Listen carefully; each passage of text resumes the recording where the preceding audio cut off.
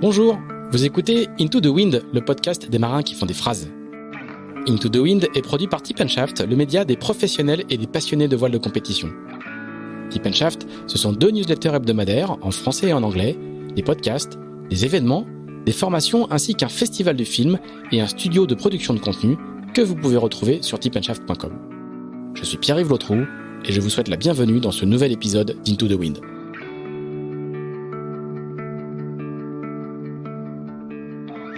Cet épisode d'Into the Wind est présenté par Araldite. Araldite, ce sont des adhésifs structuraux, autrement dit des colles époxy et métacrylates extrêmement fortes, capables de remplacer une stratification.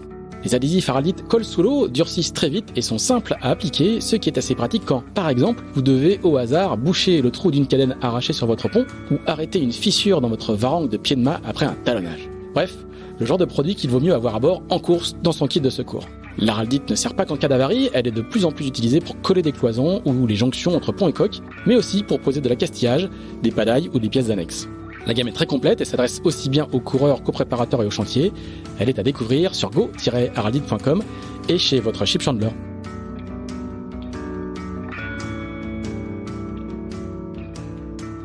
Bonjour Damien Séguin. Bonjour. Merci de nous recevoir. On est à Auray, dans un petit quartier pavillonnaire d'Auray, dans une belle maison qui sent la rénovation juste terminée. Merci de nous recevoir pour ce nouvel épisode d'Into the Wind.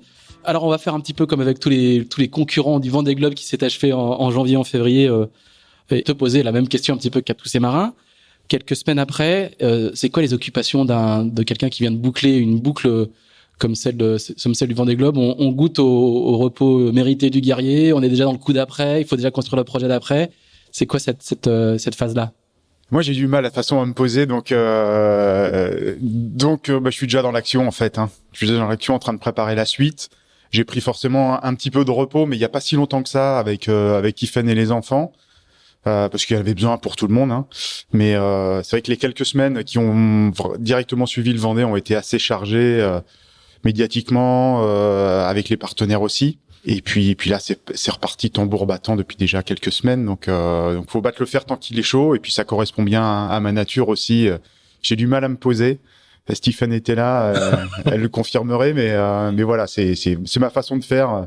C'était pareil entre chaque jeu paralympique aussi, où t'as toujours la vision en te disant, après les jeux, je prends 6 mois tranquille et tout ça. Et en fait, j'y arrive jamais. 6 jours.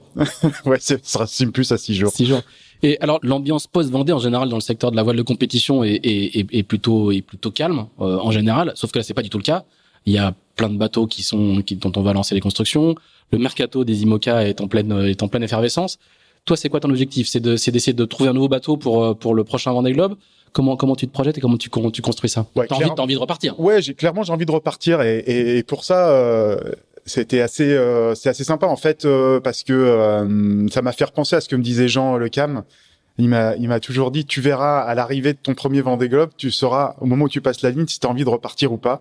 Ah oui. Et c'est vrai que je me suis pas trop posé la question avant de passer la ligne, et au moment de passer cette fameuse ligne d'arrivée, j'ai su que j'avais envie de repartir, quoi. Donc il avait raison. Il a souvent raison sur ces trucs-là d'ailleurs. Mais ça paraît complètement fou de déjà à peine la ligne d'arrivée franchie de se reprojeter dans le coup d'après, quoi. Ouais, oui. Ça peut paraître fou comme ça, parce mais c'est 4 ans, quoi. Mais c'est sûr que de toute façon, un Vendée Globe, faut en avoir envie. Si t'en as pas envie, t'as rien à faire sur une ligne de départ, quoi. Donc oui, mais la certitude d'avoir envie dans 4 ans, elle est étonnante. Ouais, elle est étonnante, mais c'est comme ça. Je pense que, dans toutes les passions, dans tous les objectifs, il y a vraiment un élément déclencheur et voilà. En tout cas, pour le prochain Vendée Globe, il s'est passé sur la ligne d'arrivée, quoi. Donc voilà, j'ai l'envie de repartir. Aujourd'hui, avec le groupe Apicil, on est en train de voir comment on repart dans 4 ans, sachant que le projet numéro 1 se termine à la fin de cette année 2021, après la Transat Jacques Vabre. Ils ont l'envie de continuer. Moi, j'ai envie de continuer avec eux aussi. On sait que ça c'est 2 bons points déjà. Hein. C'est déjà 2 très bons points. On sait que ça sera aussi avec un ou plusieurs copartenaires qui viendront qui viendront renforcer le projet parce qu'il y a une ambition de continuer à grandir, d'avoir des objectifs sportifs un peu plus élevés, de changer de bateau aussi. Donc voilà, il y a plein de choses qui se mettent en place. Donc il y a du boulot aussi tous les jours. Est-ce que tu as le sentiment que ton statut a changé depuis quelques semaines? Sportivement, médiatiquement, dans le regard des gens Oui, certainement. Alors, moi, j'en ai peut-être... Enfin, j'en ai conscience, mais c'est surtout d'autres personnes qui me le disent que mon statut a changé et dans le bon sens, hein. Ouais. Heureusement. Précisons. Mais oui. Après, je l'ai quand même senti hein, à l'arrivée du Vendée Globe hein, que c'est pas rien de terminer un Vendée Globe. Et en plus, voilà, j'ai le sentiment d'avoir fait quand même une jolie performance. Donc voilà, ça s'est vu, ça a été reconnu et disons que ça met de l'eau à mon moulin dans le message que j'ai envie de passer, dans la suite de ma carrière. Je suis quelqu'un toujours qui essaye d'aller step by step, quoi, de pas brûler d'étapes, de faire des choses, je veux dire en maîtrisant un petit peu mon sujet et voilà. Donc ça me permet à chaque fois de valider des choses et puis d'essayer de voir plus haut. Donc là, ce Vendée Globe, il est terminé. Et c'est vrai que la suite, voilà, j'ai envie de la construire sur des bases qui sont forcément solides. Pas d'y aller à tâtons, mais aujourd'hui, je pense que j'ai réalisé quelque chose de bien qui va me permettre justement de franchir cette marche. Et est-ce que le Vendée Globe tel que tu l'as réalisé, tu t'es surpris un petit peu quand t'as vu que t'étais dans le paquet de tête, tout le monde était surpris, et toi le premier? Alors surpris oui et non, je veux dire au moment où j'étais dans le paquet de tête, je savais pourquoi j'étais là. C'était pas une surprise là-dessus. C'est pas un matin tout à coup tu regardes le pause report était quatrième ou cinquième, ça arrive pas du jour au lendemain. Non, c'était quelque chose de construit. Donc je savais pourquoi j'en étais là parce que j'avais fait des bons choix. Et puis parce que je me suis battu pour en être là, quoi. Après, oui, c'est ce qui m'a surpris, c'est que je m'attendais pas à ça aussi longtemps jusqu'à l'arrivée du Vendée, quoi. Donc ça c'était plus surprenant parce qu'il y avait aussi une énorme part de découverte pour moi. C'est voilà, moi j'avais fait du solitaire sur des routes du Rhum. Le plus long que j'avais fait c'était 18 jours. C'était en 2010 ma première route du Rhum en classe 40. Mais sinon voilà, c'était du double qui a été un peu plus long, mais voilà, ça a pas excédé le Brésil déjà en termes géographiques, et puis pas 18 jours en solitaire. Donc je savais pas comment j'allais pouvoir réagir dans le Grand Sud sur une durée aussi longue tout seul sur mon bateau. Donc ça a été plein de découvertes et c'est pour ça que j'avais des interrogations sur ma capacité à pouvoir performer sur aussi longtemps parce que je rentrais un peu dans l'inconnu. Et les doutes se sont levés au fur et à mesure. Le fait que j'ai fait un très bon début de Vendée, déjà en prenant les bons choix par rapport au premier front, par rapport au passage de Theta aussi qui a été compliqué. La fameuse. Ouais. Et donc voilà, tout ça m'a toujours maintenu dans le groupe de tête, plutôt bien placé. Et puis voilà. Et puis ça correspond aussi à ma nature. Hein. Moi, je suis un compétiteur. Je suis vraiment du monde de la compétition. Et le fait d'être déjà dans un groupe de bateaux et en plus dans le groupe de tête, c'est quelque chose qui m'a motivé et qui m'a maintenu à ce niveau de performance longtemps, quoi. Et alors, ce qui est étonnant dans les images que tu envoyais, dans les messages que tu faisais passer du bord, il y avait justement une forme de pas de sérénité, mais d'humeur égale tout le temps. Alors évidemment, il y a eu très probablement eu des ups et des downs, mais il y avait une forme de simplicité et de sérénité qui se dégageait dans les messages que tu faisais passer. Alors encore une fois, il y a dû y avoir des moments difficiles, mais on avait le sentiment que tu étais complètement à ta place, quoi. En tout cas, sur cette longueur-là, sur cette épreuve-là, on a connu des bisous qui étaient plus secoués, quoi. Ouais. Alors oui, il y a eu des moments un peu plus difficiles, ça c'est sûr, mais je pense que je les ai quand même passés en vidéo, en audio, ces moments difficiles parce que j'avais besoin d'en parler et de l'échanger avec les gens là-dessus. Mais sinon, j'ai bien vécu mon Vendée Globe et je crois que ça s'est senti aussi dans les messages que j'ai. C'est ce que je voulais dire.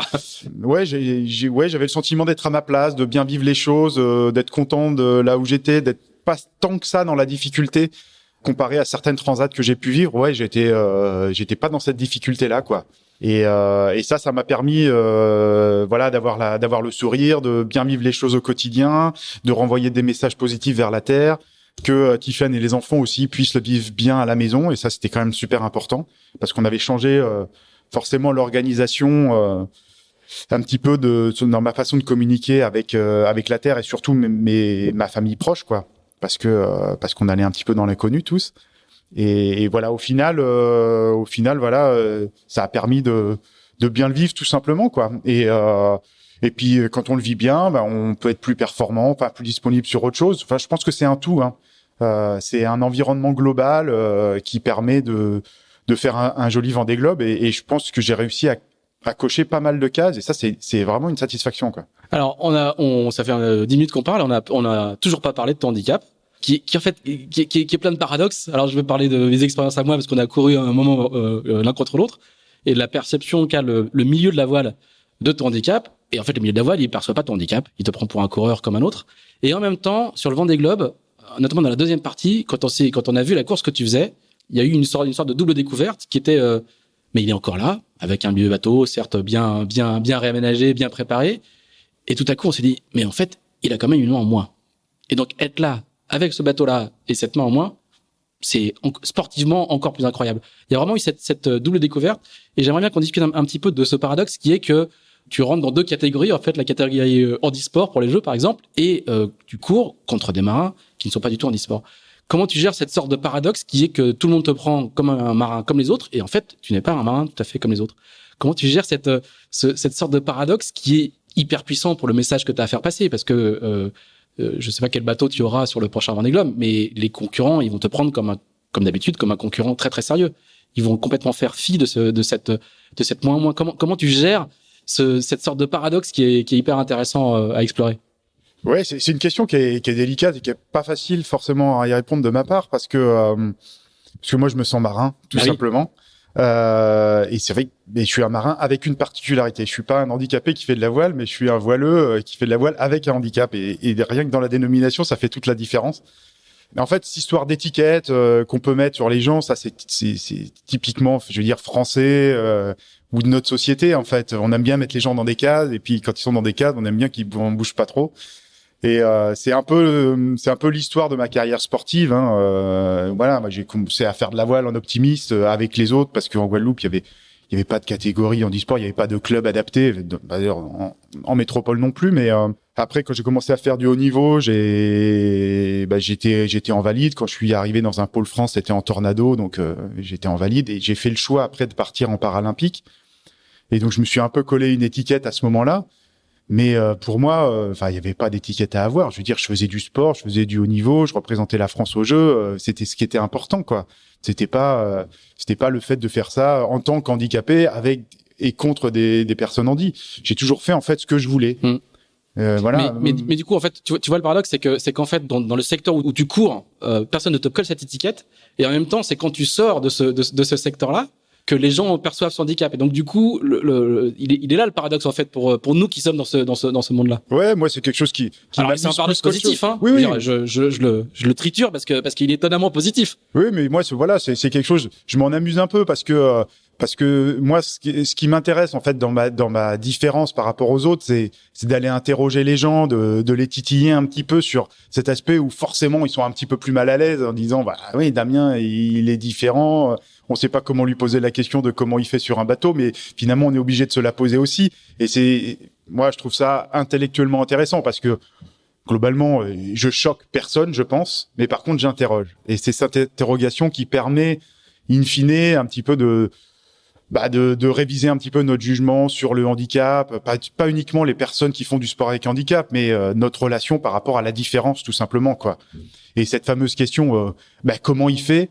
En fait, elle est vraiment centrale parce que la première façon de répondre à cette question, c'est un peu de transposer mon handicap sur soi, quoi. Comment je ferais sur un bateau avec une main? Et là, on est face à un mur qui est quasiment impossible à résoudre, quoi. Alors que si, on peut faire un Vendée Globe. On peut faire un Vendée Globe. C'est ça le truc. Mais de venir chatouiller un petit peu les gens comme ça, c'est quelque chose intellectuellement qui est assez sympa parce que du coup, ça permet de se poser les questions de manière différente, tout simplement. Et puis surtout, en fait, fondamentalement, la réponse que tu proposes, elle est éclatante de force, quoi. Ouais, moi j'ai toujours. Il y a le classement, il y a la perf, quoi. C'est que il y a pas de catégorie sur un Vendée Globe. Et donc c'est une plateforme incroyable pour faire passer le message. Écoutez les gars, au près, je vais aussi vite que vous. Tu vois, il y a ça qui est fondamental. C'est ça, moi j'ai toujours prôné la preuve par l'exemple, ça c'est Ça, c'est quelque chose que j'ai vraiment mis en avant sur toute ma carrière sportive. Et puis, j'ai mis en lumière aussi toutes les différences qu'il y avait sur un départ de Vendée Globe. Voilà, il y avait, donc certes, j'étais le premier skipper avec un handicap, mais j'étais pas le premier à être différent, quoi. Sur un départ de Vendée, il y a toujours eu des jeunes, des vieux, des hommes, des femmes, des gens qui étaient costauds, des gens qui avaient moins de muscles, des petits, des grands. Et c'est toute cette diversité-là qui représente, au final, toute la diversité qu'il y a dans la voile aujourd'hui. Et avant moi, il y avait déjà pas de question sur des catégories au sein d'un Vendée Globe, quoi. Il y avait déjà pas une catégorie homme-femme, par exemple. Non, c'est la fameuse phrase de Jean Le Cam à l'arrivée sur le vieux handicapé, et je sais plus comment il a traité Benjamin Dutreux. Le branleur. Le branleur, c'est ça. Et oui, c'est ça. Un esprit de synthèse. Exactement. Mais c'est ça. Ce Vendée Globe, il représente tout ce qui se fait de différent en voile à l'échelle planétaire, quoi, tout simplement. Donc c'est super. Et avec Jean, nous, on se connaît très bien parce qu'on a fait la préparation du Vendée ensemble ces 3 dernières années. Et puis on se taquine beaucoup sur ces sujets-là. Donc il y a aucun problème là-dessus. Et voilà, il a trouvé les bons mots à l'arrivée du Vendée, effectivement, pour refléter toute cette diversité. Alors, on va repartir depuis le début. Tu connais le principe d'Into the Wind. Alors, on va repartir en Guadeloupe, mais peut-être juste un tout petit peu avant. Tu n'es pas né au bord de la mer, tu es né à la montagne. Je crois que ton père était guide de haute montagne au départ, donc tu viens d'un univers qui est pas celui de la mer. Bah, raconte-nous un petit peu comment tout ça commence et comment tu deviens, tu vas découvrir le monde de la mer. Donc, on repart à Briançon, il y a une quarantaine d'années. Ouais, il y a ça en 79. Voilà, je suis l'aîné d'une fratrie de 3. En fait, on est tous les 3 nés à Briançon, mon petit frère et ma petite sœur aussi. Et donc voilà, mon papa était guide de montagne sur Chamonix, ma maman était infirmière. Et en fait, j'ai pas vécu très très longtemps dans les Hautes-Alpes pour la bonne et simple raison que mon papa après il a décidé d'arrêter d'être de guide de montagne pour devenir enseignant dans l'éducation nationale. Donc après, on est parti dans le midi de la France, à côté d'Avignon, à Vaison-la-Romaine exactement, qui est bien connu. Et puis à l'âge de 10 ans, on a déménagé, on est parti en Guadeloupe. Et donc moi qui ai toujours été très sportif, parce que dans la famille on était tous très sportifs, quoi. On suivait un petit peu les parents. Donc je faisais plutôt des sports de montagne, rando ou de l'escalade après dans le Vaucluse. Alors, pour qu'on comprenne bien, hein, je rappelle juste, tu nais sans main gauche. Hein. Oui, je nais sans main gauche. Il faut le rappeler, ouais. Ça parce que quand tu dis je fais de l'escalade et tout, ouais. Ça s'appelle une agénésie congénitale pour être vulgaire, ce qui veut absolument rien dire, mais il faut bien mettre un nom scientifique. Et comme les plantes, j'ai un nom qui est très latin. D'accord. Donc, voilà. Et donc oui. Après, j'ai été élevé finalement comme mes frères et sœurs. Il y a jamais eu de différence de fait, il y a jamais eu de surprotection de la part de mes parents, et c'est même un peu le contraire. Dans ton livre, tu racontes un peu que ton père dit j'ai vérifié. Je crois que c'est ça. Hein, il y a j'ai vérifié. On peut tout faire avec une main, il s'en sortira. Ouais, voilà. Il y a quand même une vision du monde qui était très c'est comme ça, et puis il va avancer avec. Oui, disons qu'il y a jamais eu de surprotection de la part de mes parents. C'était pas non plus des têtes brûlées ni marche ou crève. C'était pas du tout ça non plus. Mais disons que voilà, ils m'ont jamais fixé de limite. Ils ont eu cette intelligence de se dire, Damien, il est différent. Il fera les choses différemment. Mais il les fera, et c'est lui qui trouvera la solution. Et je pense que quand on parle de différence, vraiment le piège, il est là, c'est de vouloir que des personnes différentes fassent comme les autres, qui rend le handicap beaucoup plus visible. Moi, je prends souvent l'exemple des lacets de chaussures, mais il est criant de vérité. C'est que si mes parents s'étaient posé la question à l'âge de 3-4 ans en disant, Damien, il est en âge de mettre des chaussures avec des lacets, mais on sait pas comment il va faire, donc il va continuer à mettre des chaussures à scratch, quoi. Ça aurait été la simplicité. Et aujourd'hui, qu'est-ce qui se passerait? Je porterais des mocassins à scratch. Et voilà, parce que j'aurais pas été confronté au problème, donc j'aurais pas trouvé la solution. Et leur intelligence, ça a été de dire, on lui achète une paire de chaussures à lacets. Et puis il va se débrouiller, parce on peut pas lui apprendre, nous, avec nos deux mains, à faire des lacets de chaussures avec une main. Donc voilà, j'ai certainement galéré pendant quelques jours, voire quelques semaines, mais j'ai fini par trouver la solution. Et aujourd'hui, je mets des chaussures à lacets, point barre, quoi. Et donc du coup, dans le sport, c'est pareil. Par rapport à faire du vélo avec une main, par rapport à faire de l'escalade, ça a été la même démarche. C'était de dire, Damien, tu tomberas peut-être plus que les autres au pied du mur d'escalade ou de ton BMX. Mais la solution, c'est toi qui la trouveras tout seul. Alors, on va être là pour t'accompagner, on va t'encourager, etc. Mais en même temps, on va pas te dire que c'est pas possible, quoi. De là à faire le Vendée Globe, quand même. Oui, mais bon, c'est un état. Je pense que tout est. Non, mais Ça, c'est un état d'esprit. Je pense que tes parents, quand ils te disent, bon, il va lasser ses lacets comme tout le monde, ça finit par faire le Vendée Globe.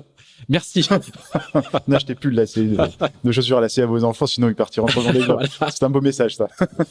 Comment tu pars donc ton père est voilà, est muté en Guadeloupe et donc voilà, moi j'ai 10 ans.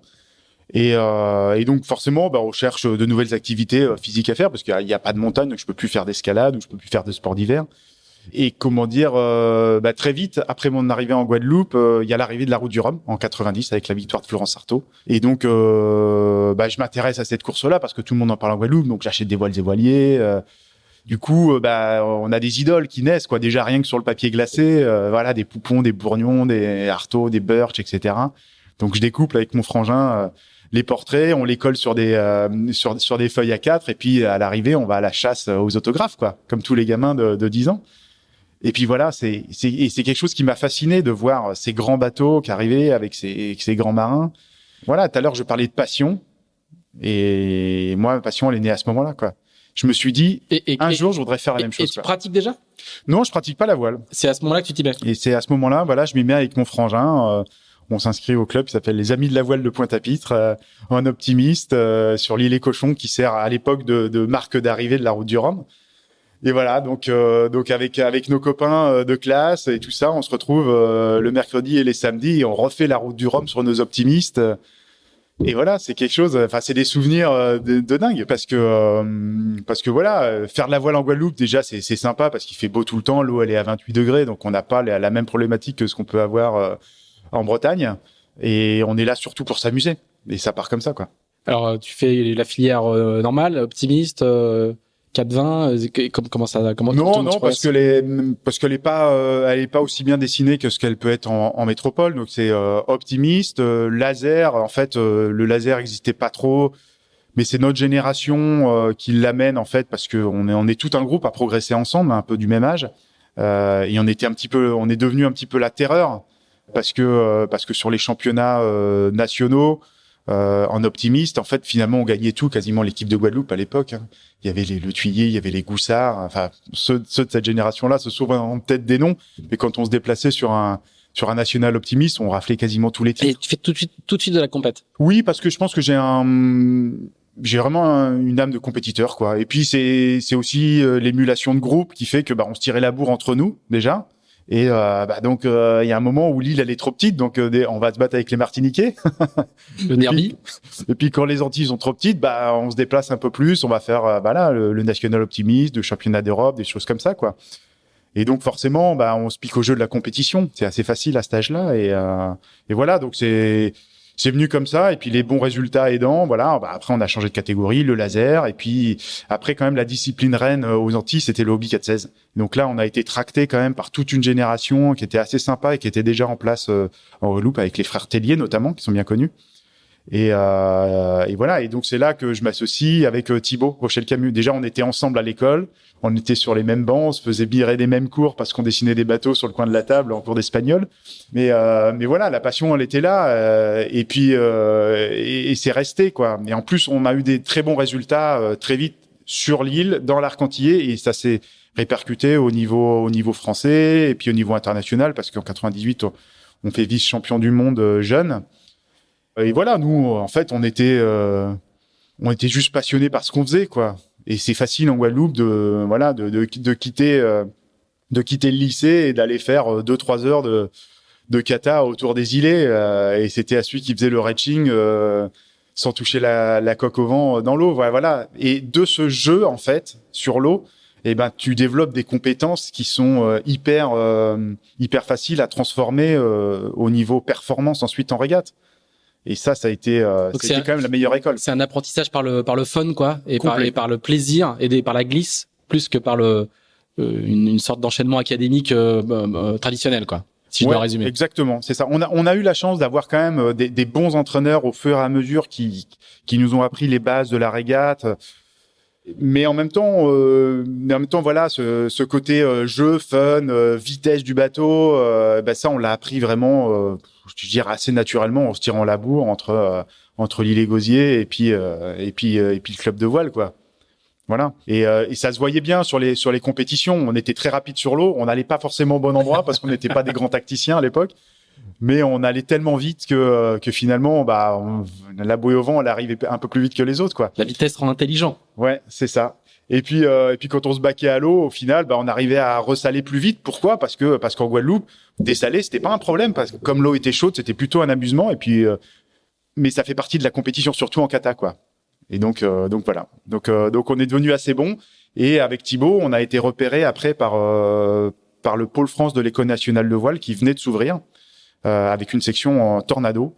Et en fait, voilà, un jour, on a reçu une lettre dans notre boîte aux lettres et qui nous disait est-ce que vous voulez venir passer les tests de sélection. Et puis on a dit allez banco, on y va. Et puis voilà, notre vie a changé en quelques mois. On a quitté le cocon familial en fait et on est venu s'installer à Quiberon. Là, vous avez quel âge ? On a 18-19 ans quoi.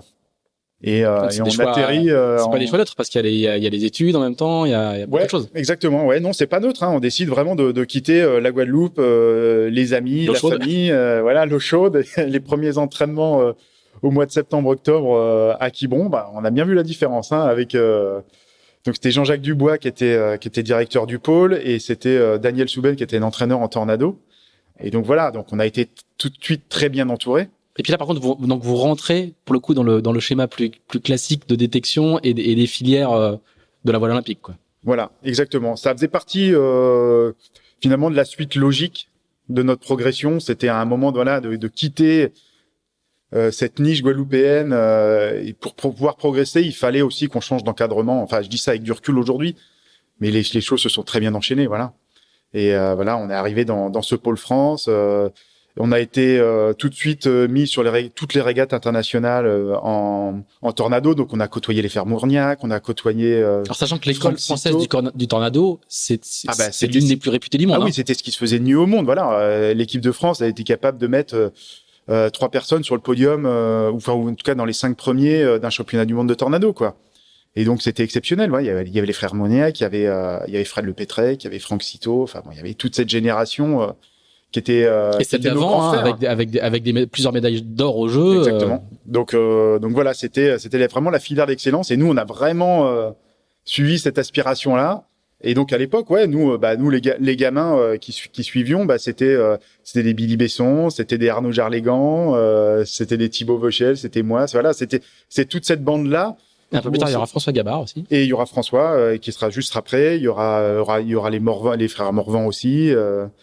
Et donc voilà, il y aura le fils de Daniel, il y aura Mathieu Soubel aussi. Donc voilà, toute cette génération aujourd'hui qui est bien connue sur les plateaux de compétition, mais on s'est tous retrouvés ensemble. Déjà, on se faisait la guerre en Hobby 4-7, mais on s'est tous retrouvés à l'échelle supérieure, Formule 18, Tornado. Et ensuite, on a tous vécu un petit peu notre vie, mais voilà, ce moment-là à Quiberon et à l'École nationale de voile, ça a été un moment qui a été très fondateur. En tout cas, pour moi, ça m'a permis de me structurer sur une pratique haut niveau. Et moi, j'avais besoin de cet encadrement-là, d'avoir un préparateur physique avec des horaires. J'avais besoin de temps en temps d'un marque-boîte sur les règles de course. Et voilà, moi, j'étais très scolaire dans ma façon d'apprendre. Et j'ai très, très vite progressé là-dessus, quoi. Combien de temps ça dure, cette période-là ? Ça dure de 98 à 2002. Donc, ça dure 4 belles années. On finit par se séparer avec Thibaut parce que on n'a pas la même façon de progresser et de vivre cet encadrement fédéral qui est très particulier quand même. Donc Thibaut, lui, il repart sur Saint-Brieuc et puis moi, je décide de continuer. Et la période charnière, un petit peu pour moi, elle est comme ça, 2002-2003, parce que j'ai un peu de mal à retrouver un barreur à l'époque, parce que j'étais équipier en tornado. J'ai un peu de mal à retrouver un barreur et à être performant. Et en même temps, il y a des blessures... alors pas de moi, mais de la personne avec qui je navigue, hein. Et du coup, je passe pas mal de temps sur le parking à tourner un petit peu en rond. Je navigue avec d'autres personnes, mais bon, ça le fait pas trop. Les duos, c'est quand même particulier. Hein. C'est pire que mari et femme, j'ai l'impression, parce qu'on passe énormément de temps ensemble et au final, ça pose des problématiques qui sont compliquées à gérer. Et quand on est jeune, on n'est pas préparé à ça, en fait, je pense.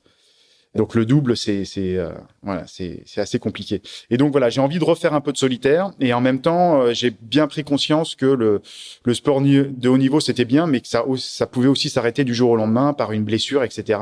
Et à ce moment-là, t'es dans quelle perspective? Les jeux sont un objectif? Oui, les jeux ont toujours été un objectif. Nous, si on est venu en métropole, si on a fait du Tornado, c'était pour à un moment essayer de rentrer en équipe de France et essayer de viser les jeux à l'époque en Tornado, quoi. Donc c'est compliqué. C'est compliqué parce que les jeux c'est un rêve pour beaucoup, mais il y a qu'un seul représentant par nation. Donc pour pouvoir y aller, il faut être le meilleur français dans sa discipline. Donc et encore plus en Tornado, je veux dire, c'était bien bouché. C'était bien bouché. Parce que ouais, quand on voit des Pierre Pennec, des Yann Guichard qui se battent pour les sélections, c'est difficile de venir s'y mêler, quoi. Donc ouais, c'est pas si simple que ça. Et donc voilà, cette période charnière, elle me fait un petit peu réfléchir différemment. Voilà, je me rapproche de Jean-Jacques Dubois, qui est le directeur du pôle, et je dis voilà, j'aimerais bien refaire du solitaire, et j'aimerais bien terminer mes études aussi. Donc comment on fait? Et puis à ce moment-là, je découvre le 2.4, 2.4 qui est donc la série paralympique aux Jeux. Et alors là, je découvre complètement qu'il y avait une série voile aux Jeux paralympiques. Déjà, les Jeux paralympiques, c'était pas quelque chose dans lequel je m'intéressais beaucoup. C'était pas médiatisé.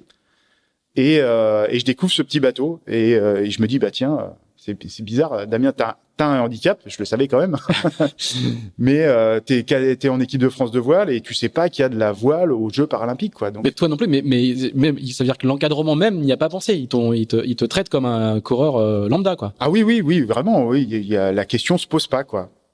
Et à l'époque, donc c'est Philippe Ballet qui avait fait les Jeux en 2000 à Sydney. Donc il vient à l'ENV avec 2 bateaux et donc il me voit sur le parking, il me fait bah Damien, si tu veux, j'ai mon 2e bateau, comme tu navigues pas, bah viens l'essayer. Donc je dis allez, OK. Donc le 2.4, si vous voyez, alors tout le monde connaît le Mini J un petit peu, le 2.4 c'est un peu plus grand, un peu plus fin. Bah c'est vraiment la réplique d'un Classe J pour le coup. C'est un bateau qui est hyper joli à voir déjà à terre et à voir sur l'eau.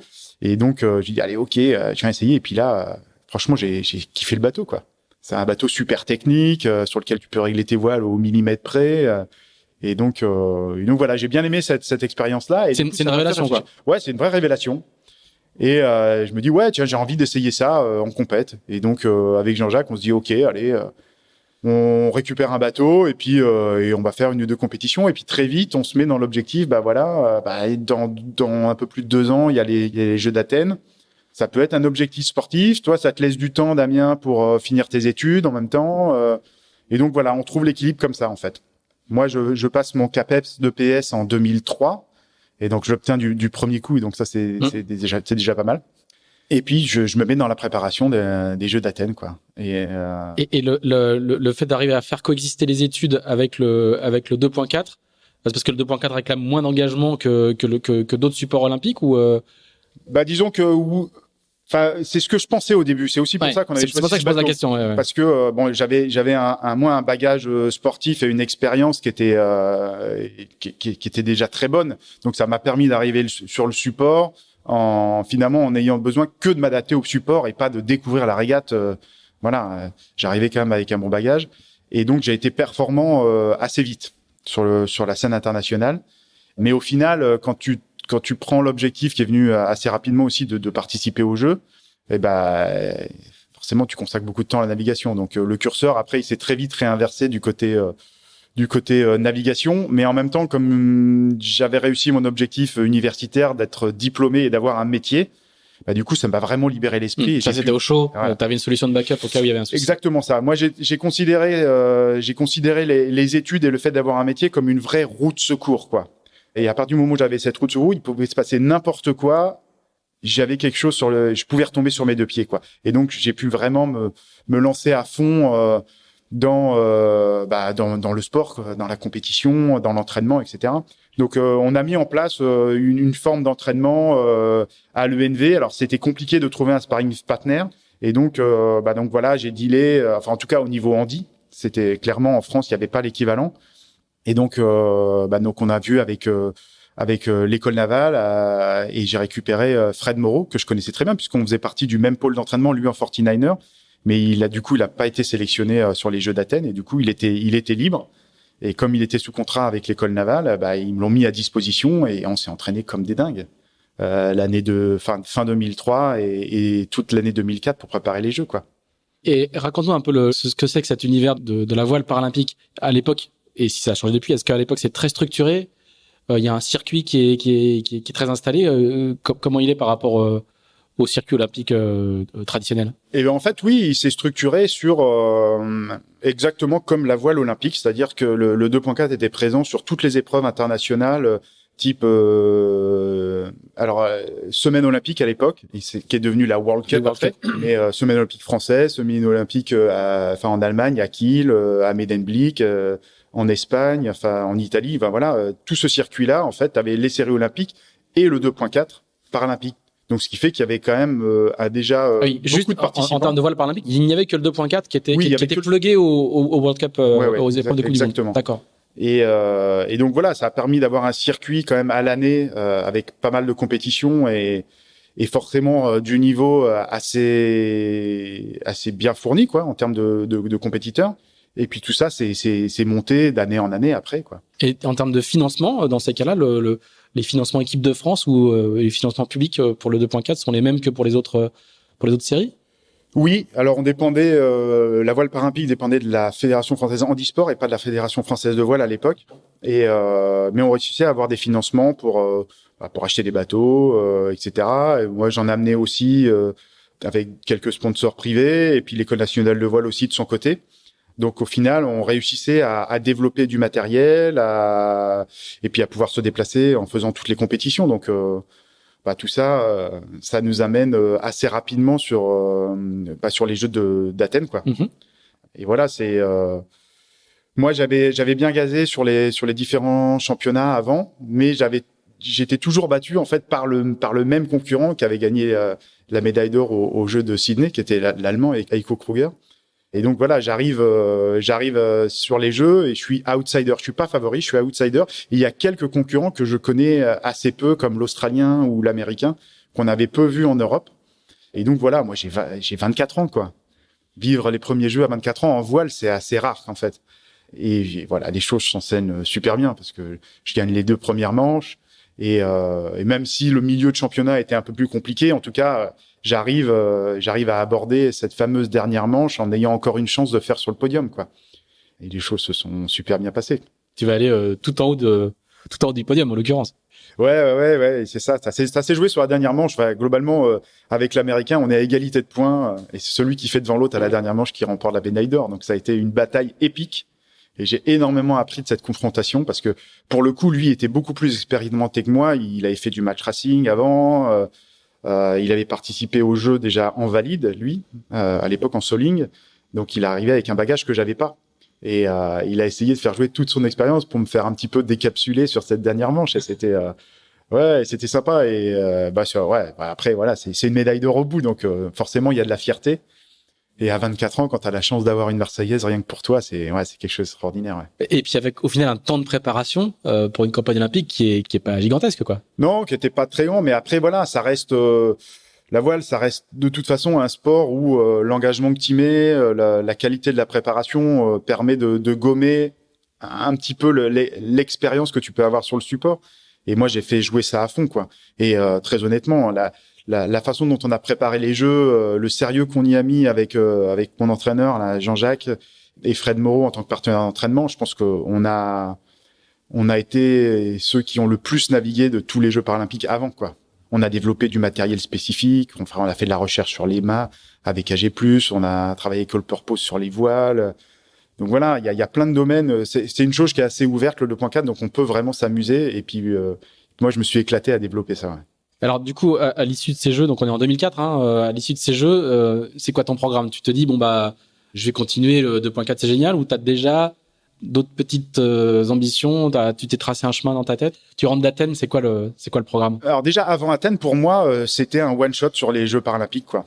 Et en fait, il y a eu plusieurs choses. Il y a eu le fait de rentrer dans le village paralympique et dans l'équipe de France paralympique, qui était une sacrée découverte pour moi et une crainte au début. Clairement, avec mon entraîneur, on s'est vraiment posé la question quelques semaines avant d'aller à Athènes en disant, ben finalement, Damien, je connaissais pas du tout le monde du handicap, quoi, parce que j'ai pas grandi dedans, ni le monde du handisport, même si je l'ai vécu sur quelques compétitions avant, mais voilà, j'ai rarement été confronté comme ça, et on se demandait un petit peu comment j'allais vivre les choses en rentrant dans ce village. Est-ce que ça allait être la cour des miracles ou est-ce que ça... Et finalement, les doutes se sont très vite levés. J'ai vraiment découvert des sportifs avant tout. Et puis l'équipe de France, c'est devenu une famille parce que j'ai trouvé des gens hyper attachants avec des parcours complètement différents. Et c'est quelque chose finalement qui me ressemblait beaucoup. Et donc j'y ai trouvé finalement ce que j'étais venu y chercher, quoi. De la compétition avant tout. Et puis des gens qui se surpassaient. Et puis des histoires assez singulières. Et voilà, donc c'est paradoxal de découvrir ce monde-là. Ouais. C'est assez chic de le découvrir aux Jeux Olympiques au final. C'est sûr, ça fait riche. Mais voilà, tout ça en fait, ce qui fait que je sors avec cette médaille d'Athènes et je me dis mais non, je peux pas repartir comme ça, quoi. Je peux pas m'en aller. Déjà, je pense qu'une médaille ça se défend, un titre ça se défend. Et puis au final, c'est devenu ma famille. Et quand je regarde un petit peu l'état du handisport et plus spécifiquement de la voile handisport en France, il y a pas grand-chose en fait. Et je reviens sur ce que je disais tout à l'heure.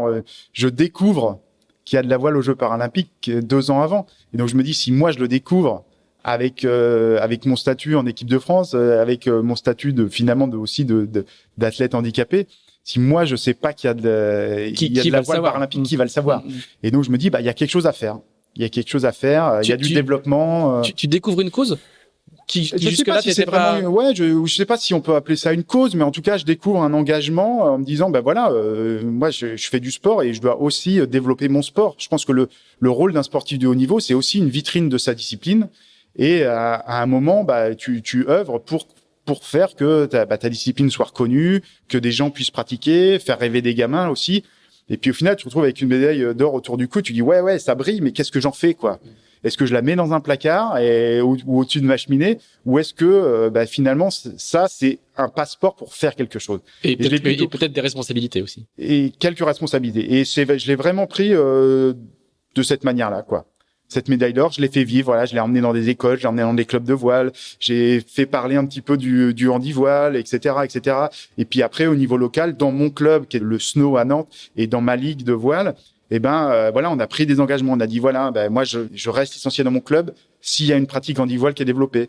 Je reste licencié dans cette ligue-là s'il y a quelque chose qui est fait, des moyens qui sont mis sur les clubs et une vraie stratégie sur le handi-voile. Et ils ont dit OK, banco, on y va, on se tape dans la main. Et puis ça s'est développé un petit peu comme ça.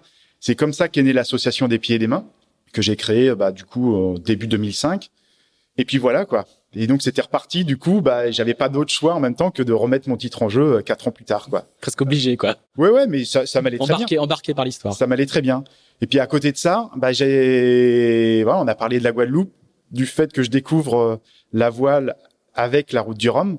Et puis il y a cette idée de faire de la course au large qui est toujours un petit peu ancrée. Et quand je dis la route du Rhum, c'est un objectif. Et puis je me dis ça peut être le moment de commencer à faire un peu de course au large. Et donc je me dis course au large, qu'est-ce que je peux faire pour commencer? Ouais, il y a la mini, il y a faire du mini transat, et puis sinon il y a faire du Figaro. Et à ce moment-là, je trouve que le Figaro est un peu plus structuré en termes entraînement, compétition, etc. que le mini. Et donc je me dis je voudrais faire du Figaro, faire quelques compètes et puis viser la solitaire du Figaro, quoi. Je pense que c'était quelque chose d'assez logique. Et donc c'est comme ça que je me mets à louer un Figaro. C'était celui de Jean-Luc Nélias à l'époque. Je loue le Figaro et puis je m'entraîne tout seul à Lorient au début, déjà pour savoir comment j'allais pouvoir me débrouiller sur un bateau comme ça. Et puis voilà, ça a commencé comme ça. Et alors? Et alors, c'est là que ça se complique. C'est là que ça se complique. C'est là que ça se complique parce que au début, je fais les choses dans mon coin parce que j'avais besoin de me rassurer moi sur mes capacités à pouvoir faire de ce type de bateau-là. Et en même temps, je me doute que le fait que j'arrive sur ce circuit-là, ça va poser un certain nombre de questionnements en tout cas.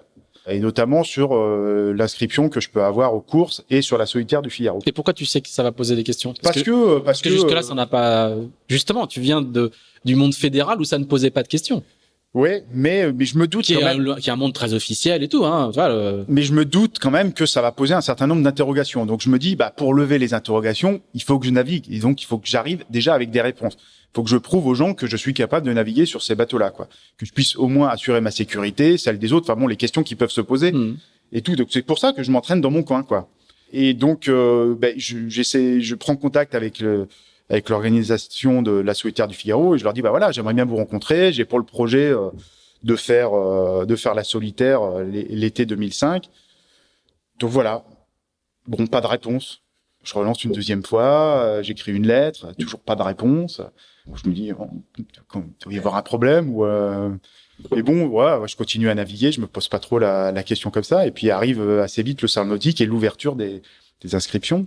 Et donc j'arrive au salon nautique et bon, j'avais réécrit une lettre en demandant aux gens si je pouvais les rencontrer à Paris et j'avais toujours pas de réponse. Et j'arrive là-bas, je lui dis, est-ce que je peux rencontrer quelqu'un? Non. J'ai affaire à une secrétaire, tout simplement. Et donc, le salon nautique passe, j'ai rencontré personne. Et puis, je récupère sur le coin de la table un dossier d'inscription que je remplis et que je dépose, mais quoi. Tu veux dire qu'ils ont cherché à t'éviter, quoi? Clairement, oui. Je pense c'est ce qu'on traduit, quoi. Hein, oui, c'est comme ça que je le traduis, en tout cas, parce que ils pouvaient pas ne pas être au courant du fait que je voulais les rencontrer et que je voulais discuter. Bon, visiblement, et voilà, c'est quelque chose qu'ils ont pas envie, en tout cas. Donc voilà, donc je remplis mon dossier. c'est pas les organisateurs actuels de la Solitaire. Hein. Non, mais en même temps, je sais pas vraiment qui m'évite, en fait. J'ai du mal à mettre des noms sur les responsabilités, qui prend la décision de quoi. Parce que, juste pour préciser que les actuels organisateurs, on loue la Solitaire au Figaro, qui reste propriétaire de la Solitaire. Ils le louent pour une quinzaine d'années, quoi. Voilà. Je viens de le préciser parce que moi, je suis complètement en dehors de de cette organisation-là, de qui dirige quoi ou quoi que ce soit. Moi, je reste sur mon côté sportif, tout simplement, quoi. Et bon, bref, donc du coup, je finis par remplir un dossier que je renvoie, et puis 2 ou 3 semaines après, je reçois une réponse par lettre recommandée dans ma boîte aux lettres en me disant que voilà, mon inscription est refusée par le comité de sélection. Et les mots qui sont employés sont assez durs, hein, parce qu'on me dit noir sur blanc que au final, le comité de sélection a jugé que j'étais pas capable de naviguer en bon marin. C'est quand même des mots qui pèsent et qui font un petit peu mal, quoi. Et donc je me dis mais waouh, qu'est-ce qui m'arrive, qui est une expression générique du milieu, hein. Oui, voilà, il parle pas. Qui du coup symboliquement est très forte. Ouais, il parle pas de mon handicap. Enfin voilà, je veux dire, c'est assez difficile à comprendre pour moi à ce moment-là. Et donc, du coup, j'essaye de reprendre contact avec eux en disant, voilà, on n'a pas discuté en fait. Hein. Moi, la seule chose que je demande aujourd'hui, c'est d'une de discuter. Et puis, à la limite, si vous avez des doutes, venez me voir naviguer, venez sur mon bateau, et puis on en discute. Faites-moi passer un test. Quoi. Voilà, je sais pas, oui, inventez le test que vous voulez. Moi, je suis capable de le passer. Demandez-moi de monter au mât, de partir 2 jours en solitaire. Enfin bon, demandez-moi des choses, quoi. Me dites pas non comme ça, c'est pas possible. Et puis voilà. Bon. J'ai toujours un mur qui est opposé à moi, et puis voilà, après il y a quelques journalistes qui sont au courant de l'affaire, et puis ça prend des proportions tout de suite très compliquées, dans le sens où il y a 2 blocs qui s'opposent, quoi. Et puis il y a pas de discussion possible, donc il y a un moment je suis obligé de dire non, stop, on arrête tout. La Solitaire du Figaro, je la fais pas en 2005. Je suis accepté sur quelques courses comme à l'époque la Solo Concarneau, sur lequel je marche plutôt bien d'ailleurs, hein. Donc sportivement, moi j'avais gagné mes sélections pour faire la Solitaire du Figaro. Donc voilà, et puis donc je me dis au moins je participe à des courses, au moins je prouve que j'en suis capable, quoi. Même si je fais pas la Solitaire. Donc voilà, après je passe tous les détails, mais bon voilà, du coup j'oublie cette année 2005 mais ça marque quand même. Mais ouais, ça marque parce que ça c'est quelque chose qui m'a profondément choqué dans la manière de faire. J'ai reçu énormément de soutien. Et en fait, aussi, c'est la première fois que tu as ce type de réaction. Ouais, complètement. Encore une fois, jusque-là, en fait, tu venais de découvrir, comme tu l'as dit, le monde de la voile handi et le monde de la voile traditionnelle te rappelle à ce statut-là. Ouais, globalement, il y a des personnes qui me disent, mais Damien, il faudrait que tu choisisses ton camp. Soit t'es handi et tu fais de la voile handi, soit t'es valide et tu fais de la voile avec les autres, mais tu fais plus voile handi, quoi. Franchement, je parlais de case au début, c'était un peu ça. Ouais. C'était le moment, mets-toi dans une case, mets un couvercle par-dessus, et surtout, n'en bouge pas, quoi. Mais je dis, mais non, mais moi, je fais du sport, j'ai envie de faire du sport. Finalement, je pense que j'ai le droit de faire un peu ce que je veux. Et puis là, ce que j'ai envie de faire, c'est de faire de la course au large. Je dis pas que je vais faire un Vendée Globe demain, ni la Route du Rhum demain, mais mon objectif, c'est d'essayer de peut-être un jour faire la route du Rhum, mais pour ça, j'ai des étapes à franchir. Pour moi, la première étape, c'est le Figaro. Donc déjà, si on m'interdit de faire le Figaro, comment je vais y arriver, quoi? Et voilà, et au milieu de tout ça, j'ai quand même beaucoup de soutien, voilà, des personnes comme Patrick Poivre, qui en parle plusieurs fois sur son 20h à TF1, qui essaye intelligemment de faire évoluer le débat, de sortir de l'opposition. J'ai des skippers comme Yann Eliès, comme Quito de Pavan, qui m'invitent à bord de leur bateau pour montrer que eux ils avaient une démarche plutôt constructive que destructive, et donc voilà, tout ça fait un petit peu évoluer le débat. Et donc voilà, c'est comme ça que finalement j'arrive à rester motivé et pour un jour faire la solitaire du Figaro, quoi. D'accord. Et donc du coup, la même année, titre de champion du monde de 2.4. Oui, oui, parce que je continue à faire du 2.4 de toute façon. Donc oui, je gagne mon premier titre de champion du monde cette année-là. Et du coup, cette histoire de solitaire, tu dis ok, un coup pour voir, ça a pas marché, mais ça reste un projet de Ah oui, pour moi, sportivement, je lâche pas le morceau. Je dis ok, ça pose trop de problèmes pour 2005, visiblement. On n'arrive pas à communiquer avec les gens. Enfin bon, c'est trop dans l'opposition, donc il faut arrêter pour que les esprits s'apaisent, que les médias soient moins centraux dans ce débat-là. Et finalement, c'était un peu un point bloquant aussi. Donc voilà, j'ai abandonné le projet de faire la solitaire en 2005, en tout cas, en me disant je reviendrai en 2006. Hein. Voilà. Et alors du coup, l'année d'après, il se passe quoi? L'année d'après, c'est pareil. J'ai toujours des difficultés à pouvoir discuter avec des personnes. Mais je remplis mon dossier d'inscription et puis là, il est validé. Et bon, voilà. Donc comme quoi, le petit coup de pression médiatique marche aussi, quoi. Oui, ça marche. Finalement, tout ça, trouve un enchaînement assez logique dans sa manière de procéder. Après, voilà, il y a certaines langues qui se sont aussi déliées. On a mis des noms sur des responsabilités de personnes dans certaines décisions, etc. Donc, je vais pas complètement rentrer dans les détails, mais bon. Au final, je suis accepté. Si je me pose la question comme ça, j'ai du mal à savoir pourquoi j'ai été accepté en 2006 et refusé en 2005. Globalement, il y a certaines personnes qui m'ont fait comprendre il fallait pas trop que je fouille de ce côté-là, que forcément il y avait des gens qui avaient changé d'avis, voilà. Et quand ces gens changent d'avis, ils veulent pas que ça se sache non plus. Donc voilà, j'ai pris le côté positif. J'ai dit ok, je vais pouvoir m'entraîner pour faire la solitaire du Figaro. Voilà. Donc j'ai fait cette année-là, j'ai fait la G2R. Et la solo Concarneau et la solitaire dans la foulée. Et ça se passe comment? Ça se passe bien dans le sens où je peux naviguer et ça c'est plutôt cool. Je fais une AG2R qui est plutôt bien pour une première grande course et une première transat. Tu fais avec qui? Je l'ai fait avec Denis Lemaitre qui avait pas fait beaucoup de Figaro, qui est un pompier à Rouen. Voilà, moi globalement j'avais un bateau mais j'avais pas de sous, et lui il avait un petit peu de sous, il avait pas de bateau, donc au final on s'est mis ensemble et on se fait une AG2R comme ça. Ça a été une AG2R assez spéciale parce que je suis devenu papa en plein milieu en plus. Ouais. Mon premier garçon Ethan est né quelques jours après le départ, et voilà, en tout cas ça m'a montré cette transat là que j'aimais bien ce format de course. Et puis donc voilà, je continue à m'entraîner pour la solitaire du Figaro, et elle est compliquée cette année-là parce que autant en 2005 j'avais quelques moyens de financiers de pouvoir bien faire les choses, autant en 2006 j'ai un bateau mais j'ai quasiment rien pour fonctionner. Et donc à un moment je me pose même la question, est-ce que je fais la solitaire en 2006 quoi? Et je me dis mais non, t'as été accepté, tu peux pas ne pas la faire. C'est pas le moment de pas la faire. Ouais. Donc je me dis même si je le fais avec des bouts de chandelle, j'y vais quoi. Et donc j'y vais vraiment avec des tout petits moyens. Et donc je fais cette solitaire en me disant il faut que je la termine de toute façon quoi. Et j'ai eu une galère par étape. La première étape, je touche un gros poisson et j'ai le safran qui se décroche, qui se balade sous le bateau. Enfin bon, je galère complètement à rejoindre l'arrivée en Espagne à Santander. Deuxième étape, je crois que j'ai la drisse qui se casse. La troisième étape, je casse un baoban alors que j'arrive cinquième sur les côtes en Irlande. Et la dernière étape, moi, je me casse la gueule dans le bateau et je me fais mal, quoi. Donc, ça a été un chemin de croix pendant tout le mois de juillet. Mais voilà, la case est cochée. J'ai tenu bon et j'étais à l'arrivée, même si le résultat, il est vraiment loin d'être exceptionnel. Mais voilà, je suis à l'arrivée et j'ai terminé cette solitaire du Figaro. Et voilà, j'avais coché la case, quoi. C'est ce qui était le plus important. L'année d'après, en fait, il y a Pékin, et donc il y a toujours le 2.4 il y a toujours le fond de. Il y a toujours le 2.4, et voilà. Donc là, en fait, avec le Figaro, donc en 2006, j'ai commencé un cycle qui durera quasiment jusqu'à la fin, jusqu'en 2016, où finalement, je vais avoir un double programme. Je vais faire en même temps de la course au large et en même temps de la voile paralympique. en essayant de trouver un équilibre qui est pas simple, quoi, parce que du coup, double programme, le calendrier, il est ultra chargé. Et donc, au début, j'ai du mal à mettre le curseur un petit peu, et du coup, je suis très, très fatigué tout le temps.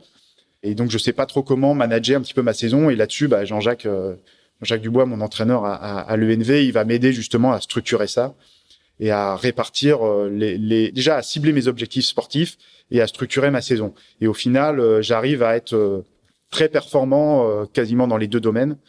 Et donc, j'aborde la préparation des Jeux de Pékin vraiment en tant que favori. Déjà, j'étais champion paralympique sortant. Et donc, j'ai gagné le championnat du monde en 2005, j'ai gagné en 2007. Et j'arrive au jeu et je crois que cette saison-là, j'ai gagné toutes les World Cup. Enfin bon, vraiment, j'arrive avec un bateau qui est prêt. Technologiquement, j'avais encore un cran d'avance sur les autres parce qu'on avait continué à développer du matériel. Et donc voilà, tous les feux sont au vert en arrivant à Pékin, en tout cas sur le plan d'eau de Qingdao, qui est à 800 bornes de Pékin. Et voilà. Mais ça s'est pas passé comme ça devait se passer. Et c'est ce qui fait la partie. Le charme de l'olympisme. Voilà, c'est ça. C'est que le plan d'eau Qingdao, il est très très compliqué, quoi. C'est du petit temps, il y a du courant, il y a des algues, et même si j'avais pu faire une épreuve internationale quelques mois avant, qui s'était fait dans le gros temps, voilà, là c'était plus la même chose du tout. Et puis c'est les Jeux, c'est une ambiance qui est spéciale aussi. Et donc voilà, ça a pas été simple. J'ai toujours été à peu près placé pendant toute la compétition, mais voilà, un OCS par-ci, une manche qui est mal négociée de l'autre côté, ce qui fait que voilà, j'ai été péniblement 3e ou 4e avant la dernière journée, quoi. Et donc il reste 2 manches à courir, et il faut absolument que je me remette la tête à l'endroit. Et j'y arrive. Heureusement, j'y arrive. Et je gagne l'avant-dernière manche. Et sur la dernière manche, du coup, je peux jouer et le podium et même la victoire, quoi, encore. Et bon, le Canadien contre qui je me bats pour la médaille d'or, il joue très bien le coup. Moi, je fais devant lui sur la dernière manche, mais il arrive à sauver sa médaille d'or à 2 petits points. Et moi, je fais médaille d'argent. Du coup, et sur le coup, je le vis comme une véritable défaite, quoi. Ah oui. C'est que ouais, parce que c'est un échec, quoi. Ouais, pour moi, c'est un échec, même si je suis content de faire une médaille, et heureusement que je l'ai fait. Mais en tout cas, j'ai mis quelques mois, voire quelques années à pouvoir mettre quelque chose de positif sur cette médaille d'argent. Ouais, ça peut paraître prétentieux de dire ça, peut-être. Quelques années, quoi. Ouais, ça peut peut-être paraître prétentieux pour les gens qui nous écoutent, parce qu'une médaille d'argent, c'est une médaille. Déjà de faire les Jeux, c'est exceptionnel, mais gagner une médaille d'argent, c'est super. Mais voilà, il faut essayer de s'imaginer à ma place. À ce moment-là, je suis ultra compétiteur et je lâche rien, et voilà. Cette médaille d'argent, c'est une place derrière la médaille d'or, quoi. Et donc j'ai du mal à la. Il faudra attendre la 2e médaille d'or, mais 8 ans plus tard pour que tu closes le dossier, quoi. Ouais. Donc voilà, et donc au sortir de ces jeux-là, je me dis non, je peux pas arrêter sur médaille d'argent. Faut que j'aille rechercher une médaille d'or. Ta médaille d'or, faut la défendre, ta médaille d'argent, faut aller je remplis pour 4 ans. Et donc c'est reparti pour 4 ans. C'est partir pour 4 ans. Donc du côté paralympique, c'est clair. Voilà, je repars pour 4 ans de préparation pour préparer les Jeux de Londres qui se profilent. Et puis du côté course au large, voilà, j'ai continué à faire du Figaro, et je me dis voilà, Figaro, même si j'ai pas performé dans toutes les compétitions que j'ai pu faire, n'empêche que je peux peut-être franchir une marche. Et en tout cas, si j'ai l'objectif de faire la Route du Rhum en 2010, je peux pas la faire en Figaro. Faut au moins que je passe sur un support plus grand. Et là, du coup, c'est le début du classe 40 qui commence à éclore un petit peu. Qui a fait une Route du Rhum en 2006, qui a déjà fait sa première Route du Rhum, et voilà. Et commence à y avoir pas mal de bateaux et tout ça. Et donc voilà. Donc je me dis allez, je vais louer un bateau. Et à l'époque, on est en 2009, et il y a la Solidaire du Chocolat qui est en double, qui est une grande transatlantique pour le coup, qui part de Saint-Nazaire et qui arrive au Mexique. Et donc je la fais avec Armel Tripon. Voilà, sur un vieux bateau qui était l'ancien Chocolat Montbana, qui était donc en bois, mousse bois, enfin bon, un bateau un peu expérimental. Un plan marin, c'est ça, non? Exactement, Julien Marin. Et donc on fait cette transat avec Armel, qui a été avec Armel, ça s'est super bien passé. C'est ça qui était génial. C'est une transat longue, elle a duré 28 jours. C'était des conditions absolument atroces parce qu'on a vécu un enchaînement de 4 ou 5 dépressions. Je crois qu'on commence à faire du portant 3 jours avant l'Arc-en-Tillet, c'est tout. Enfin, c'est un truc de dingue. En fait, il y a une transat jusqu'à l'Arc-en-Tillet, puis tu traverses l'Arc-en-Tillet et tu traverses le golfe du Mexique pour finir au Mexique. Hein. Grosso modo, c'est ça. Hein. C'est ça. Ouais. Donc, ouais. Donc, ça rendait les choses. Quand t'arrives en Guadeloupe, il y a 1000 milles encore. Ouais. Exactement. Et puis après, quasiment personne ne connaissait le parcours, quoi. Il y en avait quelques-uns qui avaient fait des transatlantiques jusqu'à l'Arc-en-Tillet, mais après, dans la mer des Caraïbes, c'est un peu plus compliqué, quoi. Et donc voilà, cette transat, c'est ma deuxième transatlantique. Et dans l'optique de pouvoir faire la route du Rhum, c'était, en tout cas en classe 40, c'était un peu un passage obligé. Et comment tu trouves les financements? Parce que là, du coup, tu te coltines, tu vas devenir bon au fil du temps, mais tu te coltines quand même la recherche de sponsors sur des budgets qui commencent à être différents quand même. Oui, c'est sûr. Les budgets sont vraiment différents. Et voilà, je prends ma petite valise, hein, et puis je vais démarcher les sponsors locaux autour de moi sur le bassin de Nantes, Saint-Nazaire. Ce qui était, je reviens un tout petit peu en arrière, mais quand j'ai créé l'association des Pieds des Mains, quand j'ai eu un petit peu ce combat entre guillemets pour faire la solitaire du Figaro, il y a quand même beaucoup de gens qui se sont intéressés à ce que je défendais. Il y a eu notamment Alain Mustière, qui était président de la Chambre de commerce et d'industrie de Nantes-Saint-Nazaire à l'époque, qui forcément avait beaucoup de relations au niveau chef d'entreprise, un peu au niveau politique avec Jean-Marc Ayrault, etc. Et du coup, voilà, c'est des gens avec qui j'ai gardé des relations. Et quand j'ai cherché un peu des sponsors, c'est ces gens-là aussi qui sont venus m'aider, soit directement, soit au travers de l'association. Et voilà, c'était un environnement local qui m'allait bien aussi. Et du coup, voilà, mes premiers sponsors, ça a été des gens comme ça. Et donc, ils m'ont permis de pouvoir louer des bateaux à l'époque, c'était le Figaro, puis après un classe 40. Et puis, on a fini par en acheter un en 2010 pour pouvoir faire cette route du Rhum. Mais voilà, c'était un environnement assez sain qui était autour de moi. En tout cas, des gens qui me connaissaient, qui aussi reconnaissaient la cause pour laquelle j'avais créé l'association des Pieds et des Mains. Et donc, c'était assez simple en finale de pouvoir évoluer dans ce milieu-là. Est-ce que, je vais être très très cash, est-ce que commercialement, c'est une bonne cause? Enfin, c'est facile à vendre? Disons que moi, je vendais un objectif sportif, mais j'ai vite compris que aussi ma particularité, ça pouvait être un atout. Ma particularité, en tout cas, pas du côté, tiens, on va mettre un handicapé sur un bateau. Mais un handicapé qui peut gagner. Mais qui peut performer. Oui, voilà, j'arrivais aussi avec 2 médailles au jeu, et donc ça, c'est aussi vendeur. En tout cas, ça permet de passer un premier frein, c'est-à-dire que quand on voit un dossier de sponsoring et que tu dis que t'es médaillé d'or, déjà, tu passes plus facilement le stade de la secrétaire. C'est déjà un atout en soi. Et donc, voilà, ça m'a permis de décrocher des rendez-vous, de pouvoir discuter avec des patrons et puis de montrer un petit peu tout ce que j'avais envie de faire avec ma bonne humeur, avec l'objectif sportif que je pouvais avoir, quoi. Et donc ça a été assez facilitateur. Ouais.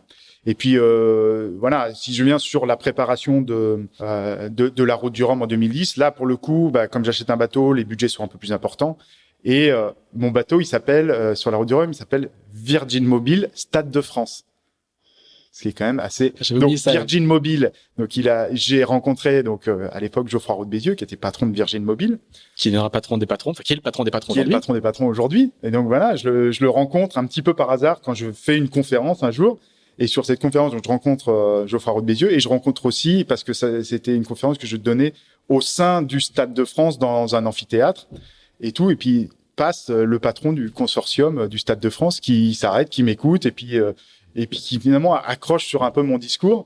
Et puis ça s'est fait, voilà, en une demi-heure. Il m'a dit écoute, on t'accompagne sur la route du Rhum. C'est quand même dingue d'avoir un bateau qui s'appelle Stade de France, quoi, sur un bateau. Mais bon, ça s'est fait comme ça. Et donc voilà, c'est comme ça que j'arrive sur ma première route du Rhum en 2010. Et là, il y a plus de problème d'inscription, il y a plus de tous ces débats-là sont derrière. Ils sont quand même vachement présents. Mais pour le coup. Mais à la solidaire du chocolat, par exemple, il y a pas de. Oui, non. Elle est en double. Oui, elle est en double déjà, et je le fais avec un skipper qui est déjà reconnu, qui a fait plusieurs fois, transat, qui a fait de la solitaire. Donc voilà, mes choix ils sont pas anodins non plus. Je le fais avec des personnes avec qui je peux apprendre, et des personnes qui vont mettre une caution sur ma démarche sportive aussi, quoi. Donc, je suis pas tout seul dans mon coin. Évidemment, je navigue dans Donc un l'organisateur dans un se dit si écosystème. Armel accepte de naviguer avec lui, c'est que quand même le gars a de la crédibilité, etc. Voilà, etc. et puis il y a des relations. Je veux dire, forcément, on n'est plus dans cette opposition que j'avais vécue en 2006. On est beaucoup plus dans l'échange. Et moi, je suis complètement transparent. Je dis aux organisateurs de course, ben voilà, regardez ce que je fais. Si vous jugez que je suis capable de faire une transat, eh ben, vous me donnerez mon ticket d'entrée. Et sinon, on verra comment faire, quoi. Et c'est ce qui s'est passé de manière intelligente, en tout cas avec les courses que j'ai faites avant et sur la route du Rhum aussi, quoi. Donc j'ai fait comme tout le monde mon parcours de qualification. Et comme tout le monde, j'ai passé. Alors ça s'appelait pas le certificat World Sailing. Comment ça s'appelait à l'époque? ISAF. Oui, certificat ISAF. Il avait un nom, je sais Et plus comment. il y a le PS1. Ouais. Enfin, certificat de secourisme adapté à la mer et un truc de... Ouais, survie en mer, en fait. Ouais, voilà, c'est ça. Et en fait, je reviens juste sur ce point-là parce que ça a été un des éléments, en fait, que j'ai aussi mis en avant à ce moment-là. C'était de dire, si sportivement, je réussis les qualifications, je pense que je peux prouver que je suis capable de faire du bateau comme un autre. Et si je réussis le test de survie en mer, ça prouvera aussi que je suis capable d'assurer ma sécurité et celle des autres. Et ça, c'était un point super important. Parce que j'avais pris un exemple à l'époque qui a amené un petit peu à cette réflexion en disant, voilà, quand tu es dans l'eau à côté de ton radeau de survie, que tu dois monter dans ton radeau de survie, que tu dois monter à une échelle de corde pour remonter le long d'un cargo ou d'un bateau de la SNSM, etc. Au final, qui est le plus en danger dans l'eau? Est-ce que c'est Damien Seguin qui a 25 ans et qui est sportif, mais qui a qu'une main? Ou est-ce que c'est une personne qui est dite valide, qui a 60 ans et qui est en surpoids dans l'eau? Qui est le plus dangereux? Le plus en danger. Voilà. Qui est le plus en danger? Et quand tu poses la question comme ça, en fait, tu dis, oui, finalement, le critère de jugement physique en disant, il y a les handicapés d'un côté et les valides de l'autre, c'est peut-être pas la bonne porte d'entrée. Il doit être plus global. Donc voilà, ça doit être fait finalement sur des critères qui se rapprochent de ce que les marins peuvent vivre effectivement sur un bateau. Voilà. Comment tu montes au mât? Comment tu te déplaces quand tu es dans l'eau à côté de ton bateau, etc. Donc toutes ces choses-là doivent être prises en compte et de manière très opérationnelle en fait. Et donc on a déplacé le débat sur les capacités supposées des personnes à pouvoir faire des choses à leur capacité réelle à pouvoir faire les choses. Et ça a été une vraie avancée. Et on est passé d'un mode de sélection dans la course au large, finalement sur dossier et sur comité de sélection, à une sélection opérationnelle. En disant voilà, si un skipper passe son certificat de survie en mer et passe les sélections sportives, et pour la route du Rhum, c'était 1000 ou 1500 000 en solitaire, etc., ou faire une course du calendrier avant. Si le skipper réussit ces deux choses-là, finalement, il peut plus se voir une participation à la course refusée, quoi. Et donc, pour en arriver là, sur une sélection de route du Rhum, il y a eu quelques années quand même, où on a pu tester ce système-là, et voilà. Et donc du coup, les portes de la route du Rhum, elles se sont ouvertes tout naturellement. Et voilà. Après, on était tout un groupe d'entraînement dont tu faisais partie. Ça sera celle d'après. Ah oui, c'est celle d'après. Bref, en tout cas, en classe 40, il y a plusieurs bateaux qui naviguent. Et je navigue dans un système, dans un écosystème qui est bien connu, quoi. Au final, le clash entre guillemets de 2005, c'est la petite graine qui va peut-être débloquer tout le truc, toute la procédure. Oui. Et en plus qu'il soit public, qu'il y ait un débat. On peut se dire, c'est dommage ça te coûte cher sur l'instant, mais en fait, c'est celui qui va commencer à fissurer le mur, quoi. Exactement. Voilà, c'est exactement ça. On peut regretter que ce soit passé comme ça à ce moment-là, mais en même temps, ça a permis de faire évoluer les choses parce que ça a mis des gens en face d'une problématique, et en même temps, on a accompagné ce débat-là. Et moi, je me suis rendu énormément disponible avec d'autres personnes, parce que j'étais pas tout seul, mais pour poser les bases de ces choses-là, quoi. Et au final, aujourd'hui, presque tout le monde en bénéficie. Quand je parle de critères de sélection sur les courses là qui ont évolué, ça vient vraiment de cette problématique-là, quoi. Et aujourd'hui, il y a des profils différents qui ont réussi à accéder à des courses au large aussi grâce à ça. Donc c'est une victoire, et cette victoire, elle n'est pas que pour moi. Et parce que ce que je voulais pas, c'est avoir défoncé des portes, mais qu'elles se referment derrière, quoi. C'était les laisser entrouvertes, justement. Pour tout le monde, ouais. Et même si aujourd'hui, il y a relativement peu de personnes en situation de handicap qui font de la course au large, quoi qu'il y en a eu quand même. Tu vois, on était au moins 2 sur la dernière route du Rhum. Il y en a eu d'autres en mini depuis, etc. mais au moins, voilà, ça a permis de créer un précédent et voilà, que d'autres personnes se disent, si Damien l'a fait, c'est peut-être possible. On va juste rappeler que les fameux stages de survie, c'est des stages très opérationnels. On apprend à déclencher des feux à main, on apprend à remonter dans un radeau, à nager en TPS. Voilà, c'est juste pour dire que c'est pas juste un diplôme, c'est des stages qui durent plusieurs jours. C'est des stages opérationnels et tu fais bien un exemple. Tout le monde ne connaît pas forcément. Non, mais un exemple tout bête aussi, c'est de se dire comment à une main tu déclenches un feu à main. Et voilà, on a posé cette question-là et en fait, on a fait adapter un petit peu le matériel de sécurité aussi pour répondre à cette problématique-là. Parce que oui, moi j'ai qu'une main, mais en même temps, quelqu'un qui se blesse sur un bateau et qui peut plus utiliser une main, comment il fait pour déclencher un feu à main? Donc c'est pas mon cas, c'est finalement un cas qui peut arriver. Donc oui, ça peut être problématique. Donc comment on fait évoluer le matériel? Et ça a été une réflexion qui est super sympa parce que t'es en face de gens qui vont essayer de trouver les mêmes réponses que toi, quoi. Et donc t'es pas tout seul à essayer de remuer un petit peu tout ça. Alors cette fameuse route du Rhum de 2010, elle est hyper symbolique à bien des égards, à la fois pour le chemin parcouru, mais aussi pour toi parce que tu fais ton rêve de môme qui avait commencé à naître en 98. Tu rentres chez toi, je sais pas si on peut dire si c'est chez toi la Guadeloupe encore, mais en tout cas tu rentres tu reviens à un endroit qui est précieux pour toi.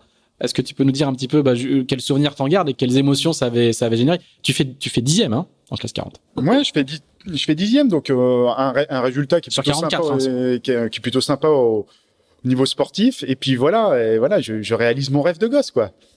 Et voilà, moi comme je disais, j'ai connu la route du Rhum en 90 et pile 20 ans après, je fais ma route du Rhum. Je rentre chez moi à la maison parce que mes parents habitent encore en Guadeloupe et j'ai quand même beaucoup d'amis qui sont là-bas. Et voilà, c'est extraordinaire, quoi. Et donc, je crois que c'est une route du Rhum qui est assez longue parce qu'il y a eu beaucoup de petits temps. Je crois que je mets 18 jours. 20 jours. 20 jours, 0 heure, 6 minutes et 8 secondes. Quand même, on peut faire des heures. 20 jours. 20 jours, ouais, une belle 10e place. J'ai fait toute ma course dans le top 10 et je crois que c'est, comment il s'appelle, le Suisse Bernard Stam qui me passe juste sur le Tour de Guadeloupe. Et donc voilà, c'est super, des super souvenirs parce que j'ai eu peu de problèmes techniques sur le bateau, mis à part que j'ai dû plonger un moment jusqu'à la quille pour enlever le spi qui s'était enroulé. La routine. Mais voilà, l'eau était relativement chaude donc ça pouvait aller. Mais voilà, je l'ai bien vécu et en tout cas voilà, c'était ma première transatlantique en solitaire et donc c'était en même temps l'aboutissement d'un rêve mais un vrai test pour moi. Et je suis sorti de cette tour du Rhum en me disant voilà. J'aime bien cet effort-là. Et donc, ça m'a rassuré. Et donc, ça m'a encouragé à continuer, quoi. Et ça ouvre de nouvelles perspectives? Ça ouvre des perspectives en disant, dans 4 ans, j'y retournerai bien. Et en même temps, je me retrouve dans un cycle de 4 ans que je connais parfaitement aussi en paralympique. Et ça me va bien, qui est très bien placé par rapport au cycle olympique. Complètement, parce que ça arrive au milieu. Ça arrive pile au milieu entre deux Jeux paralympiques. Donc, finalement, je suis assez à l'aise. Et puis, j'ai jamais eu peur de me fixer des objectifs non plus, quoi. Voilà, moi, quand j'ai commencé la voile olympique, c'était pour entrer en équipe de France. Et quand j'ai eu ce rêve olympique, voilà, c'était pour essayer de gagner une médaille un jour. Et j'ai jamais eu peur de les annoncer, ces objectifs-là. Mais là, quand tu fais la route du Rhum, ma question, c'est plutôt, est-ce que derrière, il y a le Vendée Globe? Pas encore. Non. Pas encore. Parce que je reste vraiment classe 40 et route du Rhum. Et là, je me dis, j'aimerais bien revenir sur le du Rhum en me donnant les moyens de faire un podium, quoi. Donc je revends mon bateau, mon classe 40 de l'époque, et en 2013, on en fait construire un qui était un Aquilaria RC3. Le 131. Exactement, le 131. Et tu fais une Jacques Vabre avec Johan Richomme avant. En 2011. En 2011, exactement. Je fais une transat avec Johan. On fait 2e d'ailleurs. C'était super. Et Johan, c'est peut-être sa première ou 2e traversée de l'Atlantique en course. Et à l'époque, c'était un bisu, quoi. C'était un petit jeune. Et donc, mais on s'est tout de suite très bien entendu, quoi. Et donc ça a été super. Et ça a été le début d'une longue collaboration qui est encore d'actualité aujourd'hui. Mais voilà, effectivement, ça a commencé là.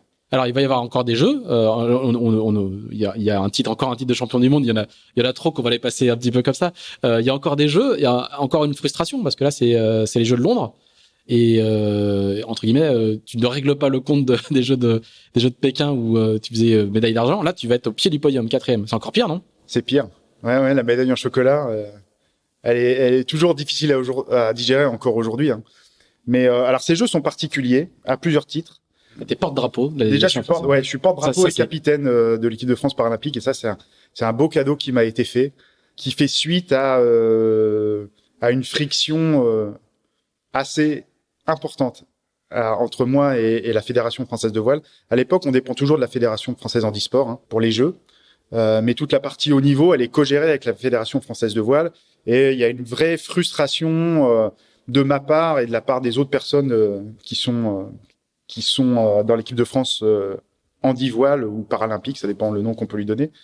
Un problème de reconnaissance par rapport aux autres athlètes, etc., alors qu'on est de la même famille, qu'on partage les mêmes compétitions, qu'on est sur les mêmes plans d'eau, qu'on bénéficie des mêmes données météo et tout ça. En tout cas, on n'a aucune reconnaissance.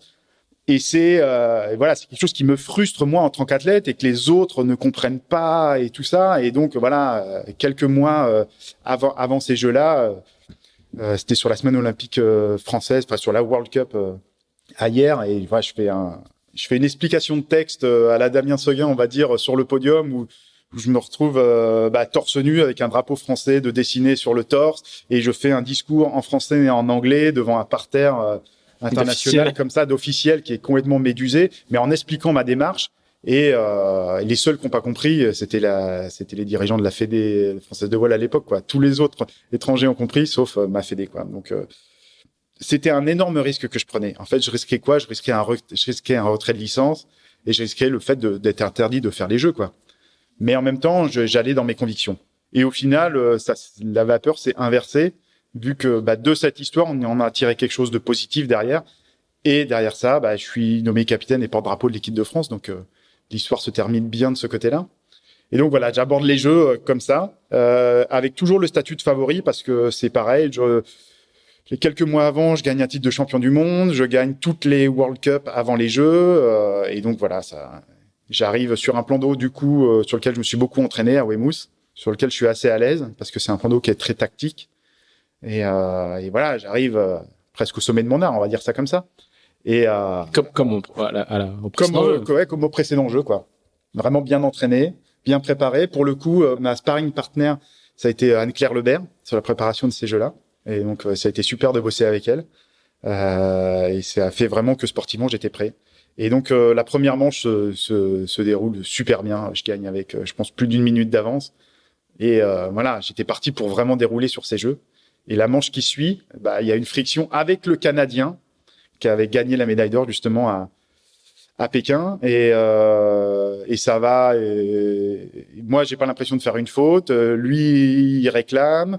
Ça se passe au jury le soir, et là, ça commence à partir dans des proportions incroyables. Je vais pas rentrer dans les détails parce que je pourrais tenir 2 heures dessus, mais au final, voilà, lui, après, c'est le jury.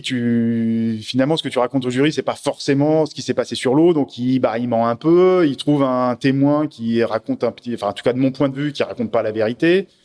Donc je suis disqualifié une première fois, je trouve des éléments le lendemain pour faire rouvrir l'instruction, et l'instruction, elle va durer 4 jours de suite.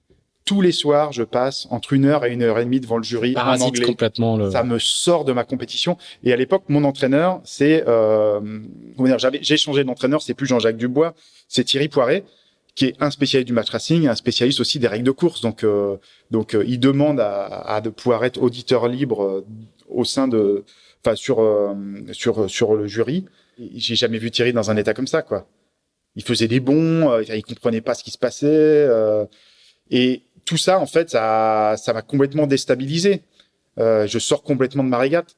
Et le dernier recours se solde par ma disqualification l'avant-veille de la dernière manche, quoi. Et finalement, ça m'a remis dans la course. J'ai commencé à regagner des manches à l'issue de ça, mais il en reste plus que 3. Il reste une journée complète et la dernière manche le dernier jour. Donc je crois que je gagne les deux manches l'avant-veille. Donc je me replace à 2 points du podium, 4e, et cette fameuse dernière course où j'étais vraiment dans une bonne dynamique, elle n'aura jamais lieu le dernier jour. Il n'y a pas de vent. Et donc je suis là et je vois les drapeaux d'annulation qui se lèvent devant moi, et voilà, mon rêve de médaille s'effondre.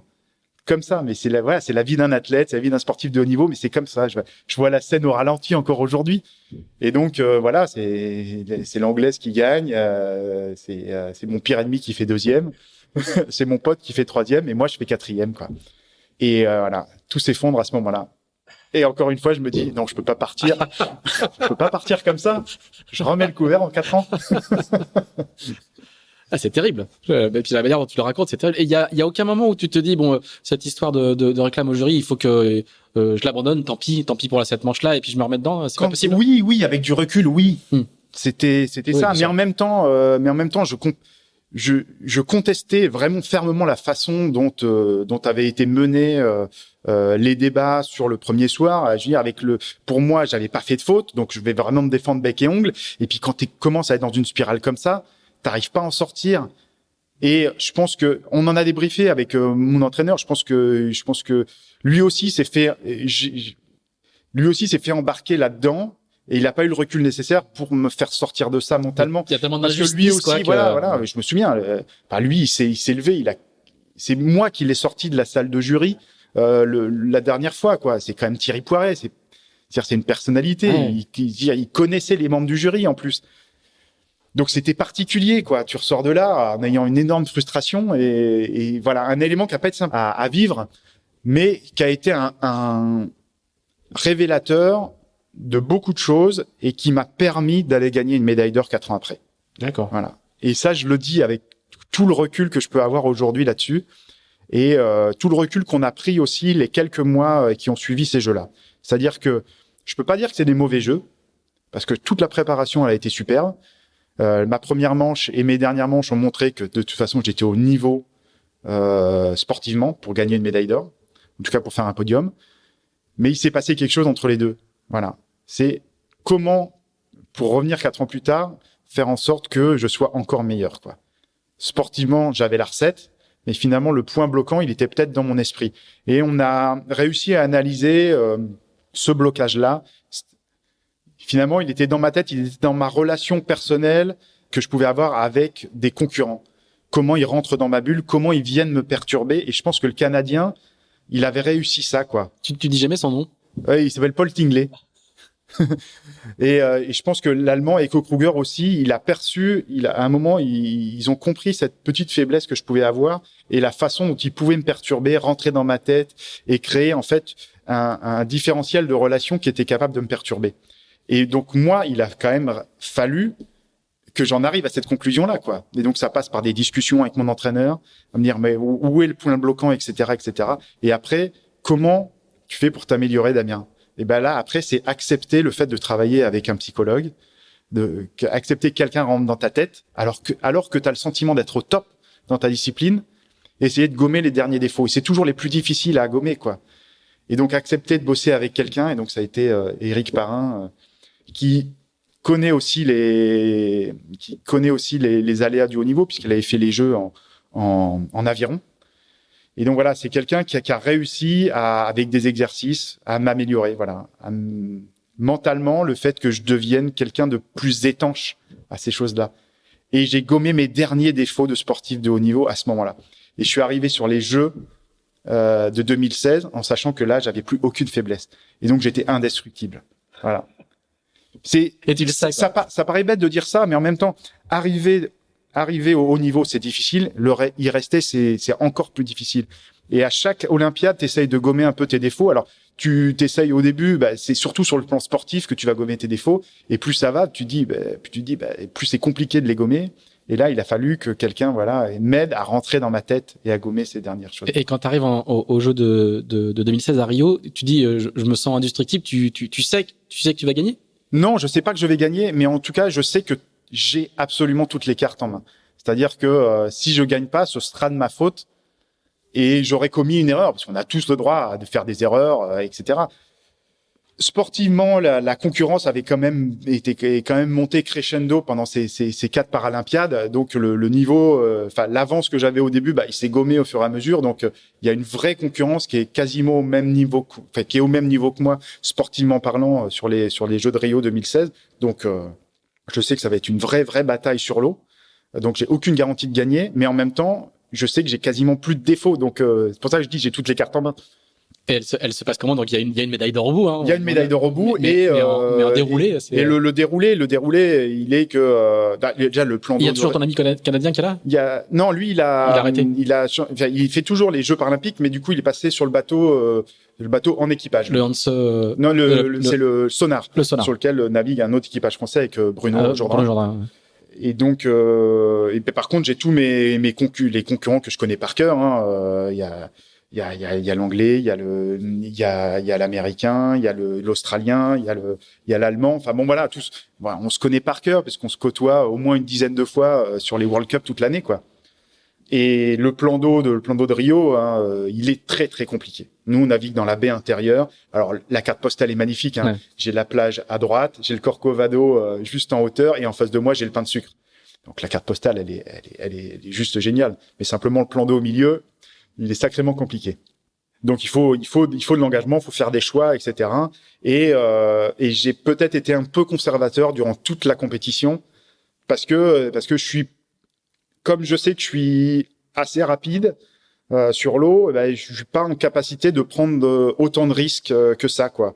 Et la manière dont j'ai gagné tous mes titres avant, il a été plutôt dans la gestion de flotte et sur ma vitesse pour faire la différence que sur le fait de prendre énormément de risques pour gagner une manche. Donc je suis assez conservateur sur ma manière de naviguer, mais ce qui fait que je fais pas de mauvaises manches, mais j'en gagne pas beaucoup non plus. Ce qui fait que on se retrouve tout un groupe à peu près avec le même nombre de points à la veille de la dernière manche, quoi. Et donc par contre, la chose qui est top, c'est que je suis assuré de faire une médaille à la veille de la dernière manche. Je suis assuré de au moins de faire une médaille d'argent. Et je sais que je vais me battre pour la médaille d'or, quoi. Et donc là, voilà, je peux enfin lâcher les chevaux sur la dernière manche. Je mets une pression de dingue sur le premier, sur la phase de pré-départ. Et en fait, j'arrive à les faire un peu péter les plombs, quoi. Voilà. Et je fais une belle manche parce que je fais quatrième de la manche, mais je fais largement devant l'anglaise qui fait sa pire manche des jeux, et puis je la gagne comme ça, quoi. Donc mon plan a vraiment parfaitement marché. Et donc voilà, 12 ans après, je regagne une médaille d'or. Et ça a été quelque chose d'extraordinaire parce que pour le coup, il y avait plein de choses. Il y avait l'association des pieds et des mains qui était là. Ils avaient amené une quinzaine de gamins. Ils étaient sur la plage. Enfin bon, voilà, c'était un bon moment. Elle a une saveur particulière par rapport à la première? Oui, parce que autant la première, j'arrivais avec le statut d'outsider et finalement je savais pas trop à quoi m'en tenir sur cette régate-là. Autant là, j'y allais pour ça, quoi. Et donc elle a le goût du devoir bien accompli, quoi.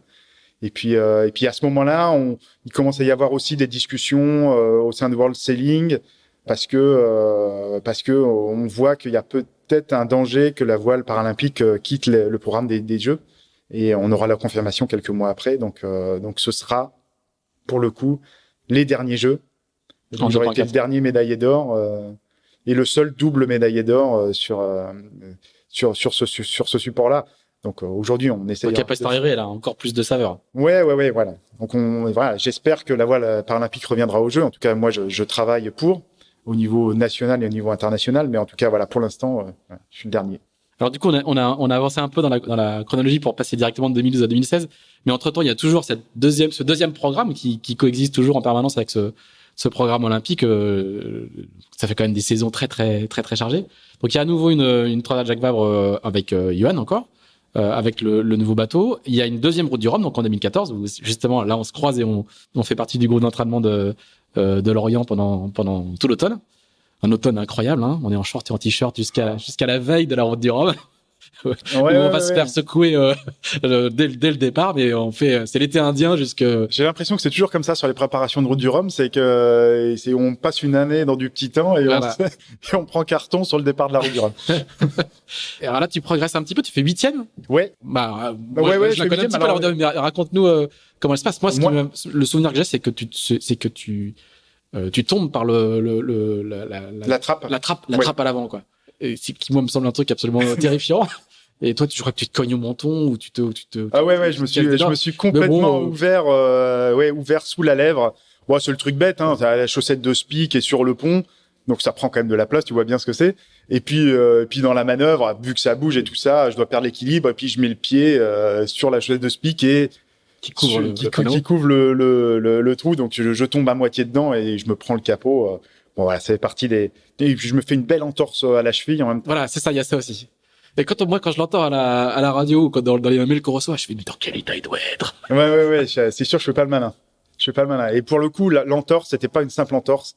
C'était un vrai arrachement ligamentaire. Mais sur le coup, ça fait pas plus mal que ça parce que quoi, comme on dort peu, finalement, la cheville a pas le temps de se refroidir, donc j'ai pas mal. Et puis je me suis strappé et je garde une botte, donc finalement la cheville est tenue. Et c'est par contre dès que j'ai mis le pied à terre, là j'ai douillé. Ouais. Mais bon, pour revenir sur l'approche de cette route du Rhum, donc j'ai un bateau neuf, même si c'est pas le meilleur bateau.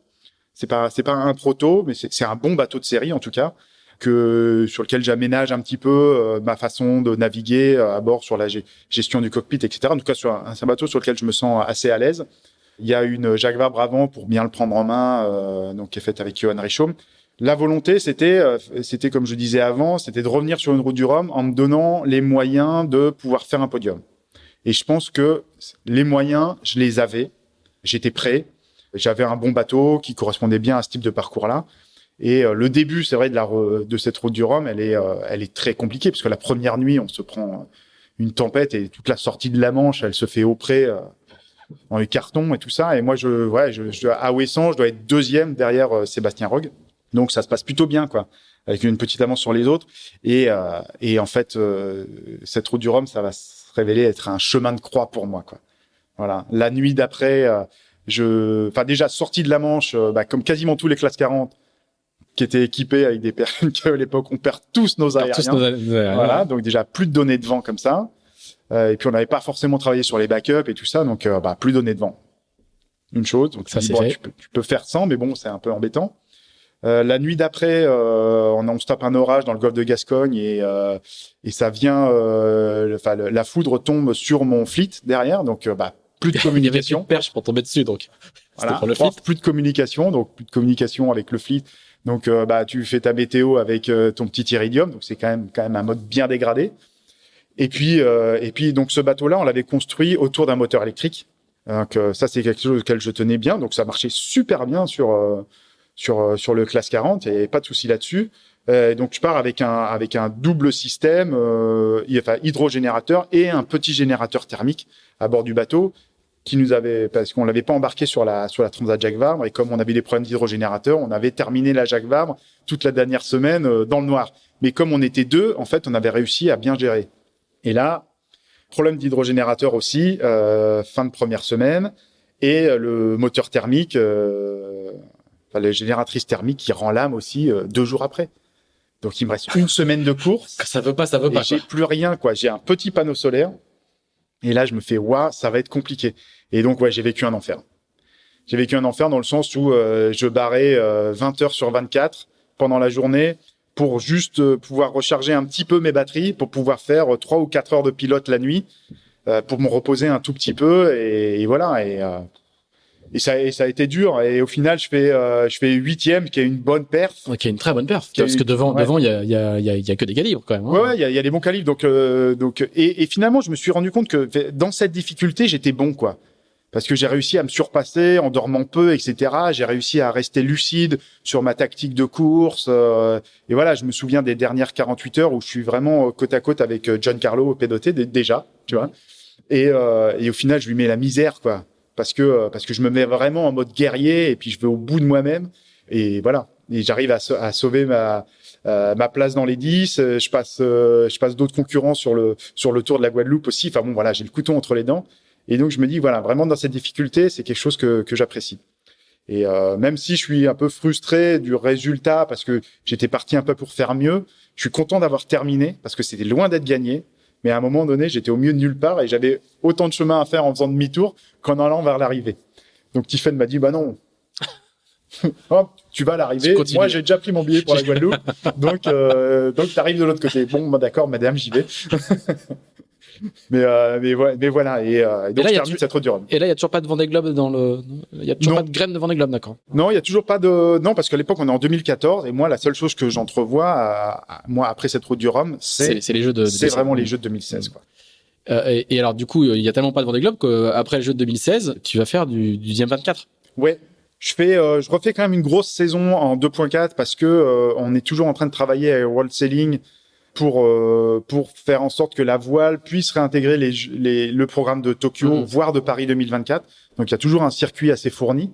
Donc voilà, je fais vice-champion du monde, je crois, cette année-là. Bref, mais oui, et il y a une proposition en fait qui a déjà commencé avant, depuis 2015, avec la fondation FDJ, sur la participation d'un équipage mixte handi-valide sur le Tour de France à la voile.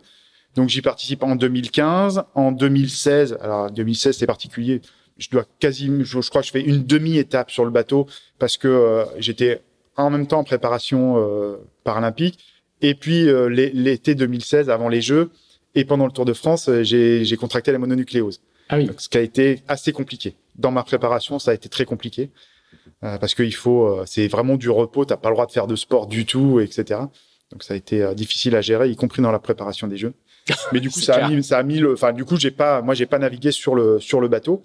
Et donc, la 3e année du Tour de France qui tombe l'année 2017, il y a une renégociation avec la FDJ en disant, voilà, on a fait 2 ans, on a prouvé qu'un équipage mixte handi-valide pouvait faire le Tour de France et vraiment faire partie et puis être performant aussi, parce qu'on faisait du milieu de tableau. Et là, il y avait la volonté de dire maintenant, on va montrer qu'on est aussi capable de faire, d'aller se batailler pour faire un podium. Donc, il y a un peu plus de moyens qui est mis. Nous, on achète un Diam 9 et puis on forme une belle équipe, quoi, avec François Morvan, avec Damien Hiel, avec Benjamin Amiot. Et voilà. Et on part sur ce Tour de France avec l'intention de bien faire, quoi. On fait une belle pré-saison. Et puis le tour se passe super bien parce que on prend la tête quand on arrive dans le sud de la France et puis on gagne même une journée avant la fin, Ce qui est assez rare, hein. Ce qui est assez rare et puis voilà, quoi. Donc voilà, on a fait un Tour de France parfait, quoi.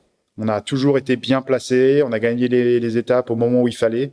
Et puis voilà, c'était une super victoire avec une année 2017 où il y avait quand même vraiment beaucoup de concurrence et donc voilà, ça a été génial. Et c'est encore une autre corde à ton arc, en fait. Parce que là, on est sur du multicoque, en équipage. Tu fais du classe 40 au large, en solitaire. On voit bien que le marin qui commence à se présenter à nous, il sait faire plein de choses différentes, quoi. Ouais, je dis pas ça juste pour tirer les pompes, hein. C'est juste que des gens qui savent et gagner le Tour de France à la voile et faire 10 à la route du Rhum et gagner une médaille au jeu, il y en a pas énormément. Ouais, mais je suis quelqu'un de passionné. Et à partir du moment où je suis passionné par ce que je fais, je suis capable de me surpasser, quoi. Je suis capable de passer beaucoup d'heures en entraînement. Je suis capable d'être rigoureux sur la façon de monter les projets. Et je vais mettre un peu l'accent là-dessus. Je pense que j'ai appris au fur et à mesure des années à m'entourer des bonnes personnes, à savoir gérer des projets. Et avec Tiffaine, mon épouse, elle est toujours omniprésente dans tout ce que je fais aussi. Elle a vraiment son rôle à jouer dans la performance et globalement, voilà, le projet Tour de France à la voile, c'était autant son projet que le mien, puisqu'elle était complètement team manager. Parce que le Tour de France c'est particulier. Tous les 2 soirs, on démonte le bateau, on change de ville, il faut qu'on remonte, etc. Et tout ce qui se passe à terre, en fait, a de l'impact sur la performance. Et elle a parfaitement appris des 2 premiers Tours de France pour nous concocter quelque chose en 2017 qui a été parfait, quoi. Et on avait les hébergements qui étaient au bon endroit, on avait les horaires de repas qui étaient prévus au bon moment. Enfin bon, tout a déroulé comme du papier à musique. Et finalement, elle était logique. Quand on regarde dans le rétro, elle est hyper logique, cette victoire en 2017. Parce qu'on avait la bonne équipe, on avait les bonnes personnes à terre, parce que il y avait Tiffaine, mais il y avait aussi 2 préparateurs. Un qui était sur la partie technique du bateau et l'autre qui était sur la partie performance. Ce qui fait qu'on avait un bateau qui était prêt tout le temps. Et c'était top, quoi. Alors, en 2017, en 2018, il y a à nouveau une route du Rhum, sauf que là, tu vas pas la faire en classe 40. Tu vas la faire en IMOCA. Alors, quel est le point de bascule où tu te dis, bon, maintenant, petit Vendée Globe? Eh ben, il se fait sur ce Tour de France 2017, justement. Il se fait parce que là, du coup, je sais qu'il y aura pas de Jeux paralympiques, en 2020. Et en même temps, je commençais à penser aussi Vendée Globe, quoi. Donc je me disais, je vais au-delà quand même d'un sacré dilemme, parce que du coup, Vendée Globe et Jeux paralympiques, ça a lieu la même année, 2020. C'est pas comme la Route du Rhum qui est en plein milieu. Et donc je me disais déjà comment je vais faire un choix sur les deux objectifs. Et donc en fait le fait que la voile paralympique sorte du programme des Jeux, finalement, ça m'a simplifié le choix de ce côté-là. On a tous nos petits problèmes. Mais je voudrais juste savoir avant comment le Vendée Globe devient une possibilité pour toi. Parce que naturellement, comme plein de gens qui font du classe 40, qui du coup se disent l'étape d'après c'est le Vendée Globe, ou voilà, c'est ça. En fait, aussi simplement. Moi, je suis quelqu'un d'hyper pragmatique là-dessus, quoi. Je veux dire, il y a un moment, je fais de la voile, j'en fais pour me faire plaisir, pour essayer d'atteindre des objectifs, mais aussi essayer de progresser dans mon sport, quoi. Donc, quand t'as fait 2 fois la Route du Rhum en classe 40, l'étape d'après, que tu veux un bateau un peu plus grand, il y en a pas 36 000, quoi. En tout cas, tu veux rester en monocoque, c'est de l'IMOCA en 60 pieds, et quand tu fais de l'IMOCA, c'est pas uniquement pour avoir un projet Route du Rhum, c'est pour aussi avoir un projet Vendée Globe. En tout cas, tu arrives à le vendre comme ça à des partenaires. Et donc, voilà. Donc, on commence à y réfléchir déjà à la sortie des Jeux de 2016. On écrit le projet durant l'année 2017 avec Tiphaine. Et on commence concrètement à en parler aux médias directement après la victoire du Tour de France, parce que c'était le bon moment. T'imagines l'enchaînement, t'es médaillé d'or en 2016, tu gagnes le Tour de France en 2017, voilà, c'est là que tu dis, il y a une certaine logique à annoncer les choses dans ce moment-là. Moi, je reste toujours dans cette logique de progression, step by step, hyper linéaire, hyper lisible pour tout le monde, parce que j'ai toujours en tête ce qui m'est arrivé en 2006, avec le Figaro, et j'ai besoin, en fait, de ce côté hyper lisible de mon parcours sportif, quoi. Que personne puisse dire, Damien, il brûle les étapes. Voilà. J'ai besoin de cette validation, en fait. Et du coup, je me suis construit comme ça, quoi. Et donc, ça surprend personne quand j'annonce ça. Et puis, moi, ça m'a permis de vraiment mûrir les choses. Donc, après, comme tout le monde, c'est bien beau d'annoncer, mais après, faut trouver un partenaire, faut aller chercher un bateau, etc., etc. Et là, je suis confronté au même problème que tout le monde, quoi. Alors comment tu rencontres Apicil et comment t'arrives à... Alors les choses c'est pas un long fleuve tranquille, hein. Non, c'est jamais facile. Il y a des deals qui manquent de se faire, il y a des bateaux qui vont d'acheter. Oui, je vais pas revenir sur le côté galère que j'ai vécu quelques mois avant, mais bon. En tout cas, j'essaye de structurer mon entourage pour faire les bons choix à ce moment-là. Donc les discussions commencent avec le groupe Apicil que j'ai rencontré de manière assez simple, en fait, parce qu'ils ont des actions autour du handicap. Alors pas du tout dans la voile, mais je les rencontre à cette occasion-là. Et finalement, je rencontre les bonnes personnes au bon moment. J'avais envoyé un dossier à la direction et je rencontre la personne qui est en charge de la, de toutes les actions autour du handicap au sein d'Apicil. Donc en fait, le dossier remonte par 2 voies et ça se croise tout en haut au bon moment, quoi. Comme quoi. Parfait, le scénario parfait. Donc les choses avancent du côté Apicil et je me dis, il faut que je trouve un bateau. Donc je vais voir différentes personnes. Je vais voir notamment Michel Desjoyaux, disant, est-ce que tu vois des bateaux à vendre et tout ça. Donc là, on est fin 2017. Et il me dit, va voir Jean Le Cam. Je pense qu'il va mettre son bateau à vendre. Il doit pas faire le prochain Vendée Globe. Donc, je traverse le parking par la forêt. Je prends rendez-vous avec Jean. Et Jean que je connais très peu, en fait. Enfin, je le connais comme tous les marins connaissent Jean, mais entre connaître l'image de Jean Le Cam et le côtoyer comme ça, il y a quand même un pas. Donc, je découvre le bonhomme. Il m'écoute parler de mon projet, etc., etc. Et puis, en discutant avec lui, du Vendée Globe, j'ai tout de suite vu ses petits yeux qui se sont éclairés, quoi. Et donc je me dis, c'est vraiment quelqu'un qui est hyper passionné par ce qu'il fait. Et j'ai tout de suite compris qu'il vendrait pas son bateau et qu'il repartirait pour un Vendée Globe. Je me suis dit, putain, quand même, il lâche pas, quoi. Il va avoir 61 ans son prochain Vendée, mais il lâche pas. Donc il me dit, par contre, tu me plais bien, j'aime bien ton projet. Si tu veux, je t'aide à choisir un bateau. Je dis, banco, carrément, ouais. Donc, on regarde déjà l'état du marché, les bateaux qui sont disponibles à la vente. On va en essayer quelques-uns. Et puis, il me dit, le plan finaux, là, c'est un bateau que personne ne veut. Enfin, pour tout le monde, c'est un mauvais bateau. Mais moi, la carène, elle est top. Je pense qu'on peut en faire un bon bateau. Je dis, allez, banco, je te suis et tout, etc. Donc, j'achète le bateau. Donc, c'est l'ancien Ce bateau, c'est l'ancien DCNS. Il a fait le Vendée Globe 2016 avec Éric Bellion. Comme un seul homme. Donc c'est le premier Vendée Globe que ce bateau termine. Donc c'est un bateau qui est un peu dans son jus encore. Il a pas vraiment. Bisu, hein. Ouais, il fait un très beau Vendée Globe d'ailleurs. Donc c'est pas un bateau qui techniquement a beaucoup évolué depuis 2008, mais voilà, le bateau est là, il est dispo. Et donc voilà, on a dit ça comme ça. Après, qu'est-ce que je fais avec ce bateau? Jean, il me dit, écoute, moi, mon chantier, il est libre, mon bateau, je vais pas le sortir de l'eau tout de suite. Si tu veux, on sort le bateau de l'eau, et puis, je t'aide à le préparer. Moi, je fais pas la route du Rhum, et tout. Je dis, écoute, super. De toute façon, moi, j'ai pas de chantier, j'ai pas d'équipe technique. Donc, globalement, tout ce que tu peux me proposer, c'est que du plus pour moi. Et donc, c'est comme ça qu'on a vraiment collaboré. Il est devenu, ce qu'on va dire, directeur technique de mon bateau. On a fait les premières navigations ensemble, en double, sur ce bateau-là. Donc, l'objectif, c'était de faire la route du Rhum quelques mois après, mais vraiment de garder le bateau dans cet état-là, dans le sens où on n'allait pas l'immobiliser pendant 4 mois sur un chantier long, mais c'était de se dire, on le fiabilise au maximum pour pouvoir faire la route du Rhum dans les bonnes conditions. Et après, on verra ce qu'on fait évoluer sur le bateau, quoi. Donc, une solution. T'as pas signé un contrat à 5 millions d'euros par an avec Apicil. Non, c'était un contrat d'un an. C'est un contrat d'un an, c'est ça. C'était un contrat d'un an. Donc, on n'avait pas non plus des énormes moyens, quoi. Donc voilà, moi je fais la route du Rhum avec les voiles qu'avait déjà fait un Vendée Globe. On a juste changé la déco. Jean, on a travaillé sur le côté,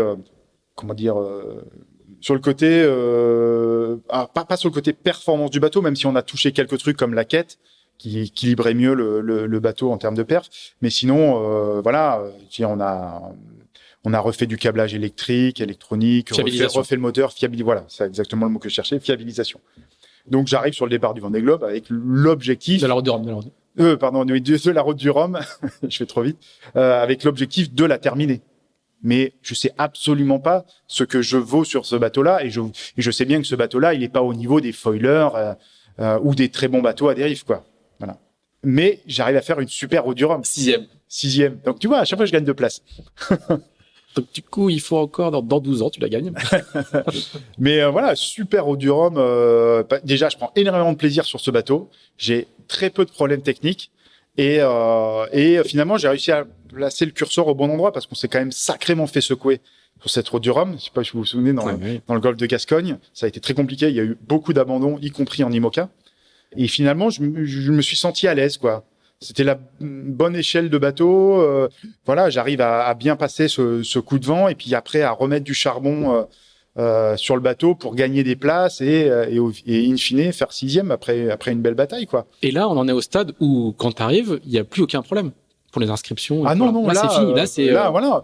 Encore une fois, j'ai fait les choses dans le bon sens. Ouais. J'ai fait mes qualifications sportives. Puis t'as fait des Jacques Vabre et des routes du Rhum. J'ai fait ce qu'il fallait en termes sportifs pour montrer à l'organisateur que j'étais capable de naviguer en IMOCA parce que c'était quand même la taille supérieure. Donc c'était légitime que certaines personnes puissent se poser des questions.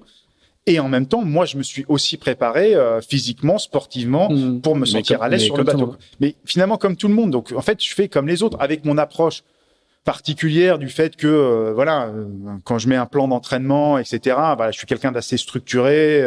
Là-dessus, je bénéficie un petit peu de tout ce que j'ai vécu en olympisme. Donc, puis les mentalités ont sans doute évolué aussi. Complètement. Et c'est donc voilà, les choses. Puis pour le directeur de course, les organisateurs, maintenant t'es dans le paysage déjà depuis plein de saisons, quoi. Et puis il y a un avantage, c'est que le directeur de course du coup de la route du Rhum, c'est le directeur de course du Vendée Globe derrière. Jacques Carès. Avec Jacques Carès. Et c'était le directeur de course aussi de la première source que j'ai faite en IMOCA, qui était la Bermude 1000 races qui se courait et qui allait jusqu'au Portugal, que j'avais faite en double avec Jean. J'avais fait le retour en solitaire qui constituait ma qualification. Donc en fait, Jean a été central dans ma préparation et Jacques Carès a eu un œil sur moi dès le début. Et donc, ça a permis complètement qu'il se rassure sur ma capacité à pouvoir naviguer sur ce bateau-là, quoi. Donc ça, c'était top. Et à partir au retour du Rhum, tu ne sais toujours pas si tu vas faire le Vendée Globe. Après, tu as coché un paquet de cases, donc Apicil, s'ils sont un peu malins, ils vont pas se dire maintenant qu'il a fait tout ça, on va pas signer pour le Vendée. Mais quoi, il y a quand même un dossier, il faut quand même les Oui, il faut quand même aller négocier avec Apicil le fait qu'il puisse re-signer et si possible signer jusqu'au Vendée Globe, quoi. Donc moi j'arrive avec quelques arguments. Ça s'était super bien passé. sportivement. J'avais ma qualification sportive pour le Vendée. Et puis on voyait bien que assez tôt, en 2018, on a vu que les places sur le Vendée étaient limitées en nombre et qu'il y avait un système de qualification, enfin course au de mille, sélection, quoi. voilà, de course au mille qui se mettait parce que je rentrais pas dans la catégorie des bateaux neufs, donc qui pouvaient passer hors de ce quota-là, ni de finisher de l'édition d'avant. Donc il fallait que je passe par le fait de participer à un maximum de courses. Donc j'ai dit à Piscine, voilà, il faut battre le fer tant qu'il est chaud. Là, j'ai une belle route du Rhum, j'ai déjà marqué des points, il faut continuer sur la Jacques Vabre l'année prochaine, etc., etc. De toute façon, moi, je veux pas arriver sur le Vendée Globe en ayant un projet qui a juste 1 an d'existence, quoi. Pour moi, c'est pas du tout concevable. Il me faut du temps pour préparer. Et donc voilà, on s'est très bien entendu là-dessus. Ils ont dit banco, allez, on te suit. Jusqu'au Vendée. Et puis ils ont en termes de communication et de projet, ils ont de l'or dans les mains, quoi, à ce moment-là. Oui, voilà. Mais en même ça temps, pour faire plaisir. C'est juste un réflexe de sponsor. On a un gars qui a un handicap, mais qui est performant dans le monde des valides, qui s'apprête à faire le Vendée Globe, qui a un bateau qui est prêt. Enfin, s'ils disent non, il y a une forme de parce que d'incohérence économique, quoi. Oui, mais après, voilà, ouais, ça reste aussi un projet impactant économiquement pour tout le monde. Donc il faut les convaincre, il faut leur donner. Et en même temps, Apicil, c'est un groupe de protection sociale lyonnais qui connaît rien à l'époque à la voile. Donc il faut les acculturer au fur et à mesure, etc. C'est quand même un gros groupe avec beaucoup de salariés. Donc voilà, il faut que les choses se passent bien, qu'on les fasse grandir petit à petit, qu'on apprenne à se connaître. Donc voilà, les choses se mettent en place, ça se passe bien. Ils comprennent la logique sportive de pouvoir préparer dans des bonnes conditions un Vendée Globe. Donc j'ai des moyens qui sont mis à disposition. Alors si tu compares ça par rapport aux autres bateaux du Vendée, on est dans la moitié basse des budgets, mais globalement on a de quoi faire avec le bateau qu'on a, on a de quoi bien faire les choses. On peut pas faire n'importe quoi. Mais là-dessus, moi j'arrive à construire une petite équipe technique et il y a toujours Jean aussi qui m'accompagne et c'est un peu mon garde-fou aussi. Jean, il connaît parfaitement ces bateaux-là, techniquement, il sait quoi faire pour améliorer les bateaux, et surtout, il sait la valeur d'1 euro. Voilà, il sait qu'avec 1 euro, tu sais pas un budget très élevé, quoi. Donc globalement, on s'aide mutuellement là-dedans. Donc on fait évoluer le bateau groupe Apicil de manière assez spectaculaire. Hein. On change, l'hiver 2019, voilà, on change tout à l'intérieur du bateau, on recule les poids, on l'allège, on gagne quasiment 700 kilos. On change les ballasts, etc., etc. Ben bon, bref, énormément de changements. Le dernier hiver avant le Vendée Globe, on change le roof. Ben voilà, on arrive au départ du Vendée Globe avec un bateau qu'on a totalement transformé, qui était un bateau qui était pas considéré comme un bon bateau sportivement, et on a réussi à en faire quasiment le meilleur bateau à dérive au départ du Vendée Globe. Donc ça, c'était une vraie victoire. Et puis moi, j'arrive sur le départ du Vendée en me disant, je suis prêt à prendre le départ d'un Vendée Globe, quoi. Parce que sportivement, j'ai fait les choses dans le bon sens. Oui, tu fais toute la saison 2019. Tu fais toutes les courses. J'ai fait toutes les courses. J'ai juste abandonné l'Arctic Race sur un problème, et c'est très bien qu'il soit arrivé à ce moment-là, sinon ça me serait arrivé sur le Vendée Globe, quoi. C'est l'accroche du moteur dans le bateau, quoi. C'est un truc, c'est une pièce généralement qui ne casse jamais, quoi. Bon, elle casse au bon moment, on va dire ça comme ça. Vaut mieux que ça casse là, en tout cas. Mais bon, très bien. Mais en tout cas, j'arrive sur le départ du Vendée et je connais bien ma machine. Ça, c'est top. Moi, je me connais suffisamment bien pour me dire, voilà, au moins là, le jour J, je sais que je peux y aller. Au passage, il y a un petit titre de champion du monde de .4 qui traîne quand même en 2019. Comme ça. Ouais, non, mais... Un dernier pour la route? Non, c'est pas un dernier parce que je pense qu'il y a quelques-uns qui m'attendent. Mais non, mais voilà, encore une fois, je suis quelqu'un de passionné par ce que je fais. Le 2.4, c'est un bateau que j'adore. Moi, je connais très bien mes concurrents et c'est vraiment des amis. Bon, il n'y a pas d'amis sur l'eau en compétition, mais c'est des gens avec qui je m'entends très bien. Je milite et je continue à militer pour le retour de la voile paralympique aux Jeux et donc sa présence au niveau international. Et comme aujourd'hui, je suis le meilleur représentant au niveau international de mon sport, si je quitte le navire, ça n'a pas de sens non plus. Donc voilà. Le fait d'être un coureur offshore a de l'impact sur ton profil de coureur en 2.4? Oui, clairement, parce que... en termes de communication et d'influence. Oui, en termes de communication, en termes de motivation pour les jeunes, etc. Donc voilà, j'essaie en fait de cumuler les atouts pour essayer de faire avancer ce dossier-là, quoi. Et donc voilà, moi, au sein de la Fédé française de voile, je fais partie de la commission handi-voile. Donc voilà, je suis impliqué à plusieurs niveaux pour essayer de faire avancer les choses, quoi. On revient une toute dernière fois sur le Vendée. On va pas le refaire, mais je voudrais que tu nous disent les sentiments qui s'emparent de toi au moment du départ. La fameuse descente vraiment incroyable. On a tout vu à la télé de la descente du ponton parce qu'il n'y a pas de spectateurs. Donc c'est un Vendée Globe très particulier, mais qui du coup est quand même très très forte émotionnellement, je pense. Qu'est-ce qui s'empare de toi au moment où tu descends cette passerelle et tu remontes le ponton avec tous les préparateurs et des équipes qui applaudissent tout le monde, hein, mais qui applaudissent. C'est un moment particulier quand même. Ouais, c'est particulier. C'est surtout pas ce à quoi je m'attendais, hein, parce que moi j'avais les images des Vendée Globe. J'avais fait les deux précédents Vendée Globe en tant que spectateur, vraiment au sable, et donc j'y allais aussi pour vivre cette ferveur du départ sur le ponton, le long du chenal. Et là, on était privé de ça, donc il y avait une certaine frustration, mais en même temps, toute l'angoisse que peut amener un départ de course. Déjà, rien qu'un départ, tu l'as vécu, un départ de Route du Rhum, c'est quand même déjà quelque chose émotionnellement qui est fort. Voilà, tu sais que tu pars pour un tour du monde, donc il y a énormément de choses qui se passent dans ta tête, quoi.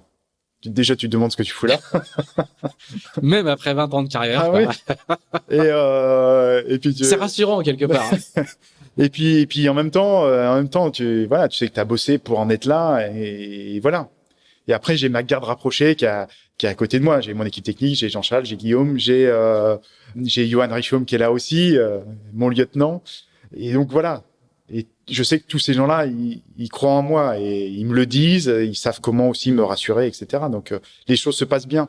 Et c'est vrai qu'émotionnellement, c'est un truc de dingue. Et du coup, je voudrais t'interroger sur l'arrivée, parce que tu arrives déguisé en capitaine Crochet. C'est quoi le message que tu veux faire passer? Moi, je trouve ça extraordinaire, quoi, d'arriver. Évidemment que tu peux prendre du recul sur ton handicap, parce que tu l'as depuis tout le temps. Il y a bien quelqu'un qui est capable, c'est toi. Mais du coup, de le publiciser comme ça, c'est génial, quoi. Mais moi, j'avais l'image d'Arnaud Boissière sur une arrivée de Vendée où il arrive en James Bond, quoi, c'est ça, en costard et tout ça. Et je me suis dit, mais le Vendée, c'est tellement populaire que ça vaut le coup d'avoir un truc marquant sur l'arrivée comme ça, ou Kojiro qui est en samouraï, en kimono, etc. Et donc voilà, dans mon esprit, si je faisais le Vendée, ça fait partie aussi du Vendée, ce petit folklore. Alors tout le monde n'y participe pas, mais bon voilà, pour moi j'avais déjà l'envie depuis longtemps de me dire je vais me déguiser. Si je me déguise, c'est en quoi? De toute façon, pas 50 000 choix. Hein. Capitaine Crochet, tout le monde connaît Capitaine Crochet ou Capitaine Hook à l'international, et puis ça me ressemble tellement. Voilà, il y a cette forme d'autodérision dont tu parles, et puis il y a toute cette symbolique autour de ça. Voilà, c'est un pirate qui a qu'une main. Et moi, je pense que sur le long de ce Vendée Globe, j'ai gagné mes galons de pirate. Je peux pas renier le fait que j'ai un handicap. Et puis voilà, tout ça s'est transformé comme ça à l'arrivée. Et puis, du coup, t'as pas besoin d'un long discours au final. Il y a juste cette photo de moi à l'étrave du bateau, déguisé en capitaine Crochet. Et voilà, ça, c'est finalement l'histoire de ma carrière, elle est là. C'est toi qui as l'idée? Ouais, c'est vraiment moi qui ai l'idée, ouais. Et quand t'en parles à ton équipe, ils disent quoi? Ou à ta femme? Ils me connaissent suffisamment. Je suis tellement taquin vis-à-vis de plein de choses là-dessus que ça les étonne pas du tout. Et au contraire, ils jouent le jeu, quoi. Ils jouent le jeu et il y a aucun souci là-dessus. C'est les premiers à se marrer, quoi.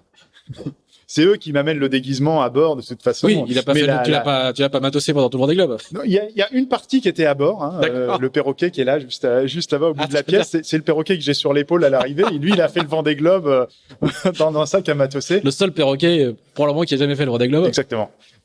Faut pas le dire, hein, c'est une course en solitaire. mais voilà, c'était prévu de longue date forcément. Mais voilà, ça s'est passé simplement, mais c'est une des images du Vendée Globe, je pense. C'est une image très très forte du Vendée Globe. Damien, on va te souhaiter de faire encore plusieurs remontées du chenal avec un perroquet sur l'épaule. La prochaine fois, il faudrait qu'il soit vivant. Ça serait vraiment encore mieux. Déguisé en capitaine Crochet. Merci beaucoup pour avoir remonté le temps et toutes ces médailles et toutes ces transats. On espère te recevoir à nouveau dans quelques années pour compléter la suite de ce parcours. Merci à vous si vous nous avez suivis jusqu'ici. N'hésitez pas, je le dis à chaque fois, mais il faut le dire, n'hésitez pas à mettre 5 étoiles, en particulier sur Apple Podcast. C'est important pour le référencement. On se retrouve dans 15 jours, je ne sais pas encore avec qui. Promis, j'essaierai de ne pas oublier mon matériel, puisque c'était le cas la première fois que je suis venu il y a 2 jours. Je me suis pointé au rendez-vous sans le matériel d'enregistrement, mais normalement, ça ne se reproduira plus. Voilà, dans 15 jours. Damien, merci beaucoup. Merci à toi, et puis merci à vous. Moi, c'est un plaisir que j'ai de raconter un petit peu mon histoire, comme ça, le partager tout simplement. On fait un sport qui est tellement magnifique. De toute façon, on a toujours des histoires à raconter. Ça se voit et ça s'entend. Merci. Salut. Merci.